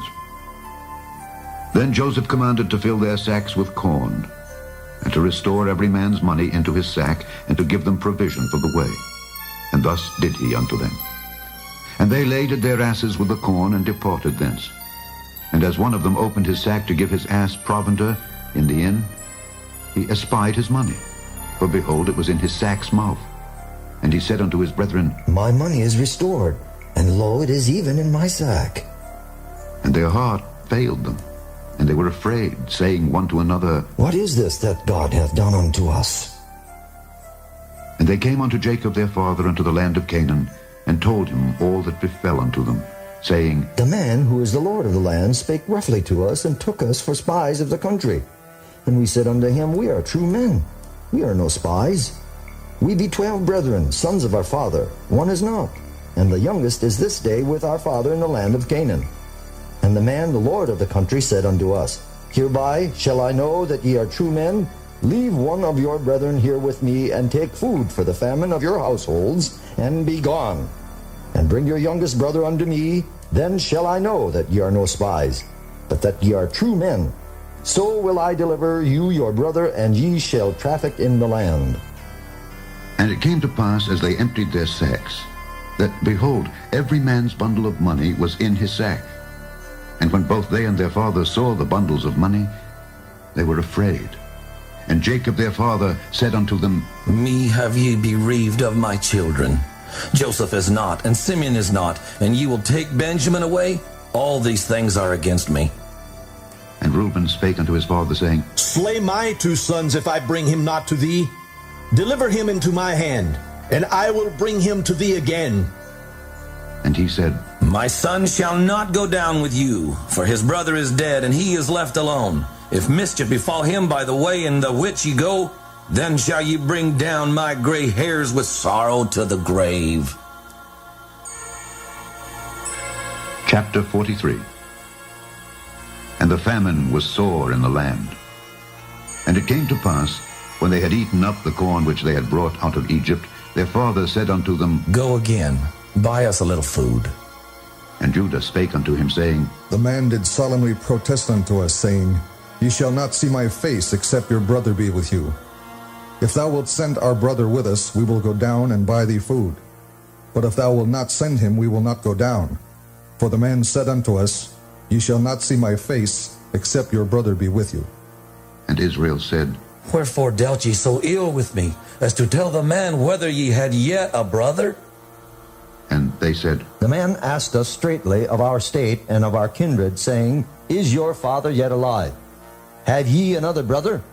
And we told him according to the tenor of these words. Could we certainly know that he would say, Bring your brother down? And Judah said unto Israel his father, Send a lad with me, and we will arise and go, that we may live and not die, both we and thou, and also our little ones. And I will be surety for him. Of my hand shalt thou require him. If I bring him not unto thee, and set him before thee, then let me bear the blame forever. For except we had lingered, surely now we had returned this second time. And their father Israel said unto them, If it must be so now, do this. Take of the best fruits in the land in your vessels, and carry down the man a present, a little balm and a little honey, spices and myrrh, nuts and almonds. And take double money in your hand, and the money that was brought again in the mouth of your sacks, carry it again in your hand. Peradventure it was an oversight. Take also your brother, and arise, go again unto the man. And God Almighty give you mercy before the man, that he may send away your other brother and Benjamin. If I be bereaved of my children, I am bereaved. And the men took that present, and they took double money in their hand, and Benjamin, and rose up and went down to Egypt, and stood before Joseph. And when Joseph saw Benjamin with them, he said to the ruler of his house, Bring these men home and slay, and make ready, for these men shall dine with me at noon. And the man did as Joseph bade, and the man brought the men into Joseph's house. And the men were afraid, because they were brought into Joseph's house, and they said, Because of the money that was returned in our sacks at the first time are we brought in, that he may seek occasion against us and fall upon us, and take us for bondmen and our asses. And they came near to the steward of Joseph's house, and they communed with him at the door of the house, and said, O sir, we came indeed down at the first time to buy food. And it came to pass when we came to the inn, that we opened our sacks, and behold, every man's money was in the mouth of his sack, our money in full weight, and we have brought it again in our hand. And other money have we brought down in our hands to buy food. We cannot tell who put our money in our sacks. And he said, Peace be to you. Fear not. Your God and the God of your father hath given you treasure in your sacks. I had your money. And he brought Simeon out unto them. And the man brought the men into Joseph's house, and gave them water, and they washed their feet, and he gave their asses provender. And they made ready the present against Joseph came at noon, for they heard that they should eat bread there. And when Joseph came home, they brought him the present which was in their hand into the house, and bowed themselves to him to the earth. And he asked them of their welfare, and said, Is your father well, the old man of whom ye spake? Is he yet alive? And they answered, Thy servant our father is in good health. He is yet alive. And they bowed down their heads and made obeisance. And he lifted up his eyes and saw his brother Benjamin, his mother's son, and said, Is this your younger brother, of whom ye spake unto me? And he said, God be gracious unto thee, my son. And Joseph made haste, for his bowels did yearn upon his brother, and he sought where to weep. And he entered into his chamber, and wept there. And he washed his face, and went out, and refrained himself, and said, Set on bread. And they set on for him by himself, and for them by themselves, and for the Egyptians which did eat with him by themselves, because the Egyptians might not eat bread with the Hebrews, for that is an abomination unto the Egyptians. And they sat before him, the firstborn according to his birthright, and the youngest according to his youth. And the men marveled one at another. And he took and sent messes unto them from before him. But Benjamin's mess was 5 times so much as any of theirs. And they drank and were merry with him. Chapter 44. And he commanded the steward of his house, saying, Fill the men's sacks with food, as much as they can carry, and put every man's money in his sack's mouth, and put my cup, the silver cup, in the sack's mouth of the youngest, and his corn money. And he did according to the word that Joseph had spoken. As soon as the morning was light, the men were sent away, they and their asses. And when they were gone out of the city and not yet far off, Joseph said unto his steward, Up, follow after the men, and when thou dost overtake them, say unto them, Wherefore have ye rewarded evil for good? Is not this it in which my Lord drinketh, and whereby indeed he divineth? Ye have done evil in so doing. And he overtook them, and he spake unto them these same words. And they said unto him, Wherefore saith my Lord these words? God forbid that thy servants should do according to this thing. Behold, the money which we found in our sacks' mouths we brought again unto thee out of the land of Canaan. How then should we steal out of thy Lord's house silver or gold? With whomsoever of thy servants it be found, both let him die, and we also will be my Lord's bondmen. And he said, Now also let it be according unto your words. He with whom it is found shall be my servant, and ye shall be blameless. Then they speedily took down every man his sack to the ground, and opened every man his sack. And he searched, and began at the eldest, and left at the youngest. And the cup was found in Benjamin's sack. Then they rent their clothes, and laded every man his ass, and returned to the city. And Judah and his brethren came to Joseph's house, for he was yet there, and they fell before him on the ground. And Joseph said unto them, What deed is this that ye have done? Wot ye not that such a man as I can certainly divine? And Judah said, What shall we say unto my Lord? What shall we speak, or how shall we clear ourselves? God hath found out the iniquity of thy servants. Behold, we are my Lord's servants, both we and he also with whom the cup is found. And he said, God forbid that I should do so. But the man in whose hand the cup is found, he shall be my servant. And as for you, get you up in peace unto your father. Then Judah came near unto him and said, O my Lord, let thy servant, I pray thee, speak a word in my Lord's ears, and let not thine anger burn against thy servant, for thou art even as Pharaoh. My Lord asked his servant, saying, Have ye a father or a brother? And we said unto my Lord, We have a father, an old man, and a child of his old age, a little one, and his brother is dead, and he alone is left of his mother, and his father loveth him. And thou saidst unto thy servants, Bring him down unto me, that I may set mine eyes upon him. And we said unto my Lord, The lad cannot leave his father, for if he should leave his father would die. And thou saidst unto thy servants, Except your youngest brother come down with you, ye shall see my face no more. And it came to pass, when we came up unto thy servant my father, we told him the words of my Lord. And our father said, Go again and buy us a little food. And we said, We cannot go down. If our youngest brother be with us, then we will go down. For we may not see the man's face, except our youngest brother be with us. And thy servant my father said unto us, Ye know that my wife bare me 2 sons, and the one went out from me, and I said, Surely he is torn in pieces, and I saw him not since. And if ye take this also from me, and mischief befall him, ye shall bring down my gray hairs with sorrow to the grave. Now therefore, when I come to thy servant my father, and the lad be not with us, seeing that his life is bound up in the lad's life, it shall come to pass, when he seeth that the lad is not with us, that he will die. And thy servant shall bring down the gray hairs of thy servant our father with sorrow to the grave. For thy servant became surety for the lad unto my father, saying, If I bring him not unto thee, then I shall bear the blame to my father forever. Now therefore I pray thee, let thy servant abide instead of the lad, a bondman to my Lord.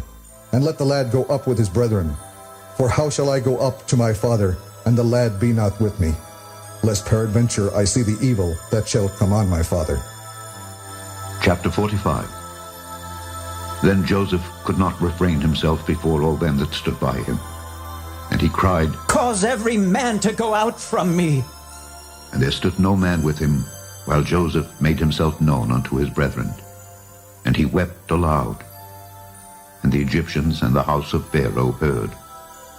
And Joseph said unto his brethren, I am Joseph. Doth my father yet live? And his brethren could not answer him, for they were troubled at his presence. And Joseph said unto his brethren, Come near to me, I pray you. And they came near. And he said, I am Joseph, your brother, whom ye sold into Egypt. Now therefore be not grieved nor angry with yourselves that ye sold me hither, for God did send me before you to preserve life.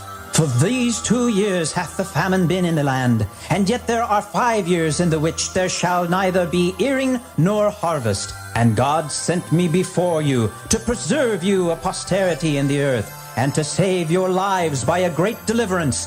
So now it was not you that sent me hither, but God. And he hath made me a father to Pharaoh, and lord of all his house, and a ruler throughout all the land of Egypt. Haste ye, and go up to my father, and say unto him, Thus saith thy son Joseph, God hath made me lord of all Egypt. Come down unto me, tarry not. And thou shalt dwell in the land of Goshen, and thou shalt be near unto me, thou and thy children, and thy children's children, and thy flocks, and thy herds, and all that thou hast. And there will I nourish thee, for yet there are 5 years of famine, lest thou and thy household, and all that thou hast, come to poverty. Behold, your eyes see, and the eyes of my brother Benjamin, that it is my mouth that speaketh unto you. And ye shall tell my father of all my glory in Egypt, and of all that ye have seen, and ye shall haste and bring down my father hither. And he fell upon his brother Benjamin's neck and wept, and Benjamin wept upon his neck. Moreover, he kissed all his brethren, and wept upon them. And after that his brethren talked with him. And the fame thereof was heard in Pharaoh's house, saying, Joseph's brethren are come. And it pleased Pharaoh well, and his servants. And Pharaoh said unto Joseph, Say unto thy brethren, This do ye, lade your beasts, and go. Get you unto the land of Canaan, and take your father and your households, and come unto me, and I will give you the good of the land of Egypt, and ye shall eat of the fat of the land. Now thou art commanded, This do ye, take you wagons out of the land of Egypt for your little ones, and for your wives, and bring your father and come. Also regard not your stuff, for the good of all the land of Egypt is yours. And the children of Israel did so, and Joseph gave them wagons according to the commandment of Pharaoh, and gave them provision for the way. To all of them he gave each man changes of raiment, but to Benjamin he gave 300 pieces of silver, and 5 changes of raiment. And to his father he sent after this manner, 10 asses laden with the good things of Egypt, and 10 she-asses laden with corn and bread and meat for his father by the way. So he sent his brethren away, and they departed. And he said unto them, See that ye fall not out by the way.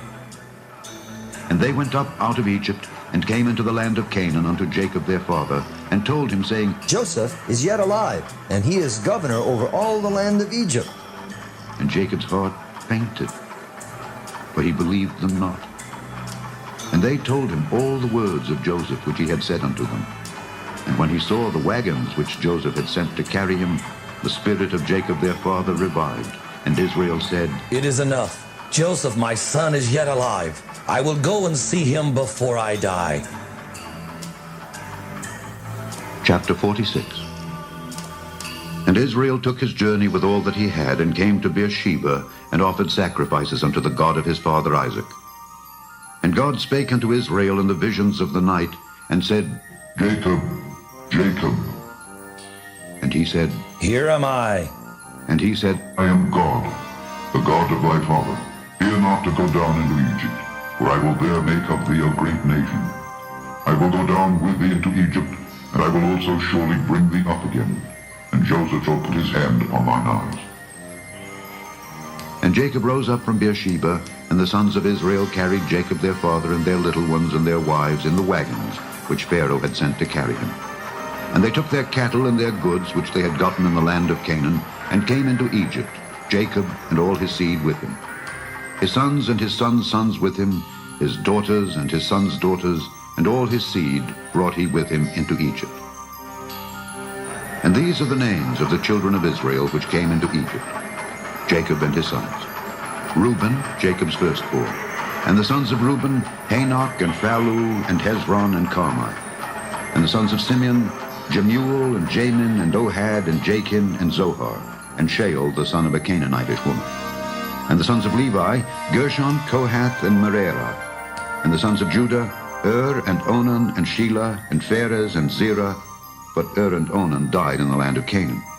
And the sons of Pharez were Hezron and Hamel. And the sons of Issachar, Tola, and Phuvah, and Job, and Shimron. And the sons of Zebulun, Sered, and Elon, and Jaleel. These be the sons of Leah, which she bare unto Jacob in Padan Aram with his daughter Dinah. All the souls of his sons and his daughters were 33. And the sons of Gad, Ziphion, and Haggai, Shuni, and Esbon, Eri, and Arodi, and Areli. And the sons of Asher, Jimnah, and Ishua, and Isui, and Beriah, and Serah their sister. And the sons of Beriah, Heber, and Malchiel. These are the sons of Zilpah, whom Laban gave to Leah his daughter, and these she bare unto Jacob, even 16 souls. The sons of Rachel, Jacob's wife, Joseph and Benjamin. And unto Joseph in the land of Egypt were born Manasseh and Ephraim, which Asenath, the daughter of Potipherah, priest of On, bare unto him. And the sons of Benjamin were Bela, and Becher, and Ashbel, Gera, and Naaman, Ehi, and Rosh, Muppim, and Huppim, and Ar. These are the sons of Rachel, which were born to Jacob. All the souls were 14. And the sons of Dan, Hushim. And the sons of Naphtali, Jaziel, and Guni, and Jezer, and Shillem. These are the sons of Bilhah, which Laban gave unto Rachel his daughter, and she bare these unto Jacob. All the souls were 7. All the souls that came with Jacob into Egypt, which came out of his loins, besides Jacob's sons' wives, all the souls were 66. And the sons of Joseph, which were born him in Egypt, were 2 souls. All the souls of the house of Jacob, which came into Egypt, were 70. And he sent Judah before him unto Joseph, to direct his face unto Goshen. And they came into the land of Goshen. And Joseph made ready his chariot, and went up to meet Israel his father to Goshen, and presented himself unto him. And he fell on his neck, and wept on his neck a good while. And Israel said unto Joseph, Now let me die, since I have seen thy face, because thou art yet alive. And Joseph said unto his brethren, and unto his father's house, I will go up and show Pharaoh, and say unto him, My brethren and my father's house, which were in the land of Canaan, are come unto me. And the men are shepherds, for their trade hath been to feed cattle, and they have brought their flocks and their herds and all that they have. And it shall come to pass, when Pharaoh shall call you, and shall say, What is your occupation? That ye shall say, Thy servant's trade hath been about cattle, from our youth even until now, both we and also our fathers, that ye may dwell in the land of Goshen, for every shepherd is an abomination unto the Egyptians.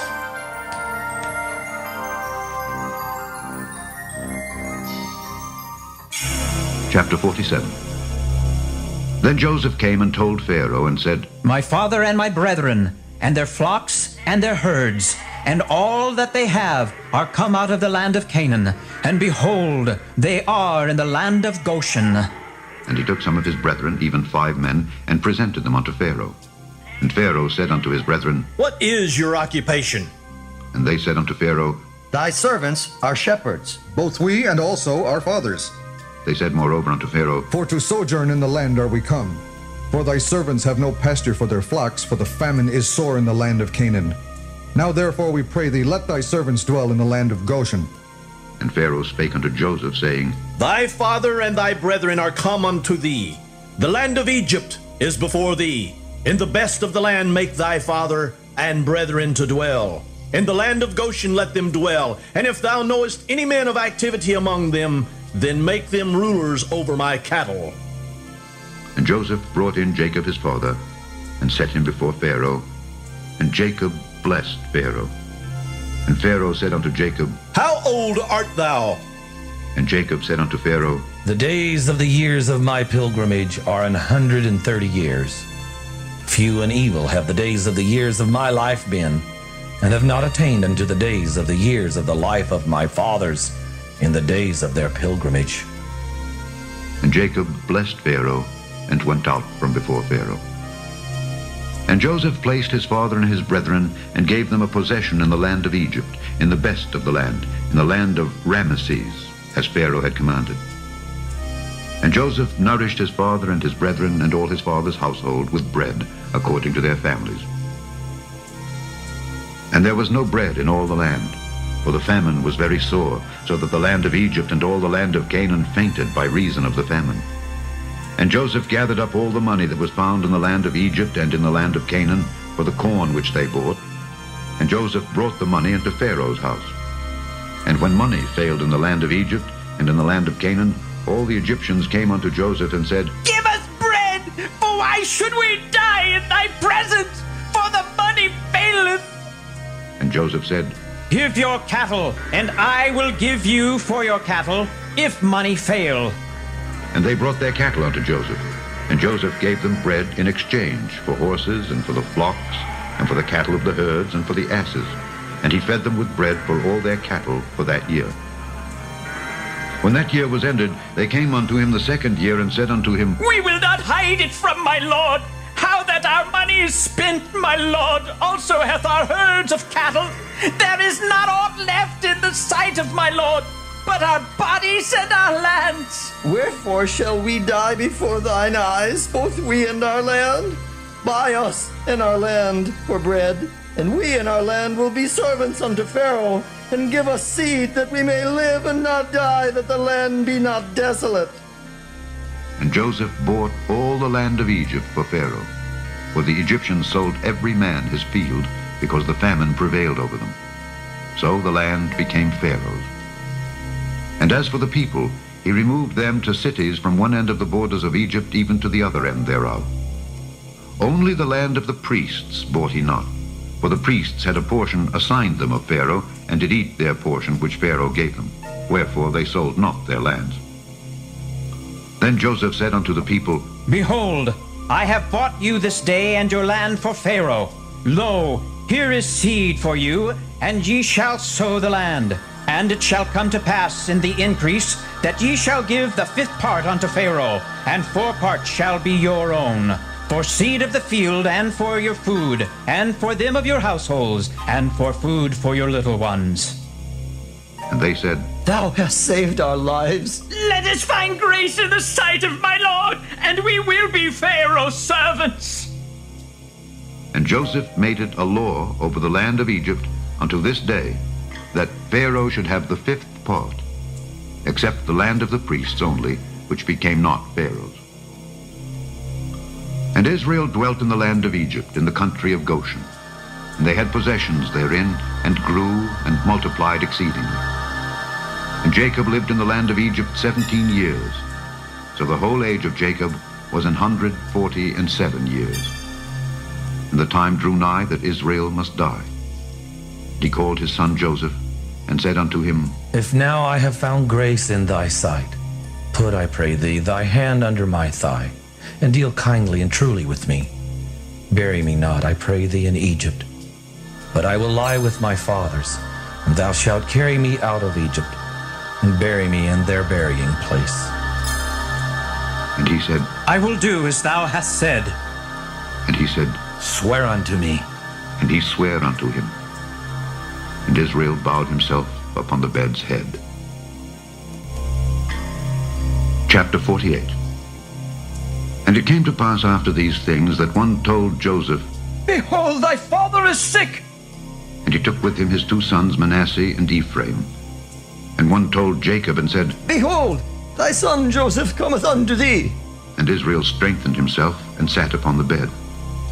And Jacob said unto Joseph, God Almighty appeared unto me at Luz, in the land of Canaan, and blessed me, and said unto me, Behold, I will make thee fruitful, and multiply thee, and I will make of thee a multitude of people, and will give this land to thy seed after thee for an everlasting possession. And now thy 2 sons, Ephraim and Manasseh, which were born unto thee in the land of Egypt before I came unto thee into Egypt, are mine. As Reuben and Simeon, they shall be mine. And thy issue, which thou begettest after them, shall be thine, and shall be called after the name of their brethren in their inheritance. And as for me, when I came from Padan, Rachel died by me in the land of Canaan, in the way, when yet there was but a little way to come unto Ephrath. And I buried her there in the way of Ephrath, the same is Bethlehem. And Israel beheld Joseph's sons, and said, Who are these? And Joseph said unto his father, They are my sons, whom God hath given me in this place. And he said, Bring them, I pray thee, unto me, and I will bless them. Now the eyes of Israel were dim for age, so that he could not see. And he brought them near unto him, And he kissed them and embraced them. And Israel said unto Joseph, I had not thought to see thy face, and lo, God hath showed me also thy seed. And Joseph brought them out from between his knees, and he bowed himself with his face to the earth. And Joseph took them both, Ephraim in his right hand toward Israel's left hand, and Manasseh in his left hand toward Israel's right hand, and brought them near unto him. And Israel stretched out his right hand, and laid it upon Ephraim's head, who was the younger, and his left hand upon Manasseh's head, guiding his hands wittingly, for Manasseh was the firstborn. And he blessed Joseph, and said, God before whom my fathers Abraham and Isaac did walk, the God which fed me all my life long unto this day, the angel which redeemed me from all evil, bless the lads, and let my name be named on them, and the name of my fathers Abraham and Isaac, and let them grow into a multitude in the midst of the earth. And when Joseph saw that his father laid his right hand upon the head of Ephraim, it displeased him. And he held up his father's hand to remove it from Ephraim's head unto Manasseh's head. And Joseph said unto his father, Not so, my father, for this is the firstborn. Put thy right hand upon his head. And his father refused and said, I know it, my son, I know it. He also shall become a people, and he also shall be great.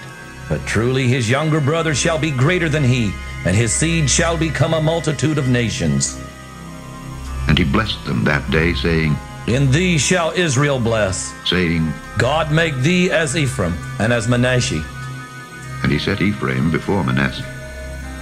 And Israel said unto Joseph, Behold, I die, but God shall be with you, and bring you again unto the land of your fathers. Moreover, I have given to thee one portion above thy brethren, which I took out of the hand of the Amorite, with my sword and with my bow. Chapter 49. And Jacob called unto his sons and said, Gather yourselves together, that I may tell you that which shall befall you in the last days. Gather yourselves together, and hear, ye sons of Jacob, and hearken unto Israel your father. Reuben, thou art my firstborn, my might, and the beginning of my strength, the excellency of dignity, and the excellency of power. Unstable as water thou shalt not excel, because thou wentest up to thy father's bed, then defilest thou it. He went up to my couch. Simeon and Levi are brethren. Instruments of cruelty are in their habitations. O my soul, come not thou into their secret, unto their assembly. Mine honor, be not thou united, for in their anger they slew a man, and in their self-will they dig down a wall. Cursed be their anger, for it was fierce, and their wrath, for it was cruel. I will divide them in Jacob, and scatter them in Israel. Judah, thou art he whom thy brethren shall praise. Thy hand shall be in the neck of thine enemies. Thy father's children shall bow down before thee. Judah is a lion's whelp. From the prey, my son, thou art gone up. He stooped down, he couched as a lion, and as an old lion who shall rouse him up? The scepter shall not depart from Judah, nor a lawgiver from between his feet, until Shiloh come, and unto him shall the gathering of the people be, binding his foal unto the vine, and his ass's colt unto the choice vine. He washed his garments in wine, and his clothes in the blood of grapes. His eyes shall be red with wine, and his teeth white with milk. Zebulun shall dwell at the haven of the sea, and he shall be for an haven of ships, and his border shall be unto Zidon. Issachar is a strong ass, couching down between two burdens. And he saw that rest was good, and the land that it was pleasant, and bowed his shoulder to bear, and became a servant unto tribute. Dan shall judge his people as one of the tribes of Israel. Dan shall be a serpent by the way, an adder in the path, that biteth the horse heels, so that his rider shall fall backward. I have waited for thy salvation, O Lord. Gad, a troop, shall overcome him, but he shall overcome at the last. Out of Asher his bread shall be fat, and he shall yield royal dainties. Naphtali is a hind let loose, he giveth goodly words. Joseph is a fruitful bough, even a fruitful bough by a well, whose branches run over the wall. The archers have sorely grieved him, and shot at him, and hated him. But his bow abode in strength, And the arms of his hands were made strong by the hands of the mighty God of Jacob. From thence is the shepherd, the stone of Israel. Even by the God of thy father, who shall help thee?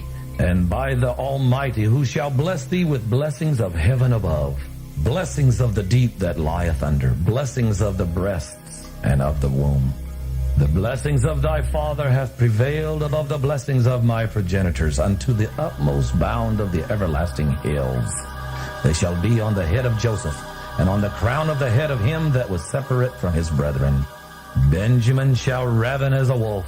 In the morning he shall devour the prey, and at night he shall divide the spoil. All these are the 12 tribes of Israel. And this is it that their father spake unto them, and blessed them. Every one according to his blessing he blessed them.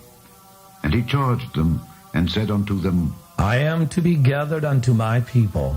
Bury me with my fathers in the cave that is in the field of Ephron the Hittite, in the cave that is in the field of Machpelah, which is before Mamre, in the land of Canaan, which Abraham bought with the field of Ephron the Hittite, for a possession of a burying place. There they buried Abraham and Sarah his wife. There they buried Isaac and Rebekah his wife. And there I buried Leah. The purchase of the field and of the cave that is therein was from the children of Heth. And when Jacob had made an end of commanding his sons, he gathered up his feet into the bed, and yielded up the ghost, and was gathered unto his people. Chapter 50. And Joseph fell upon his father's face, and wept upon him, and kissed him. And Joseph commanded his servants the physicians to embalm his father, and the physicians embalmed Israel. And 40 days were fulfilled for him. For so are fulfilled the days of those which are embalmed. And the Egyptians mourned for him 60 days. And when the days of his mourning were past, Joseph spake unto the house of Pharaoh, saying, If now I have found grace in your eyes, speak, I pray you, in the ears of Pharaoh, saying, My father made me swear, saying, Lo, I die in my grave, which I have digged for me in the land of Canaan. There shalt thou bury me.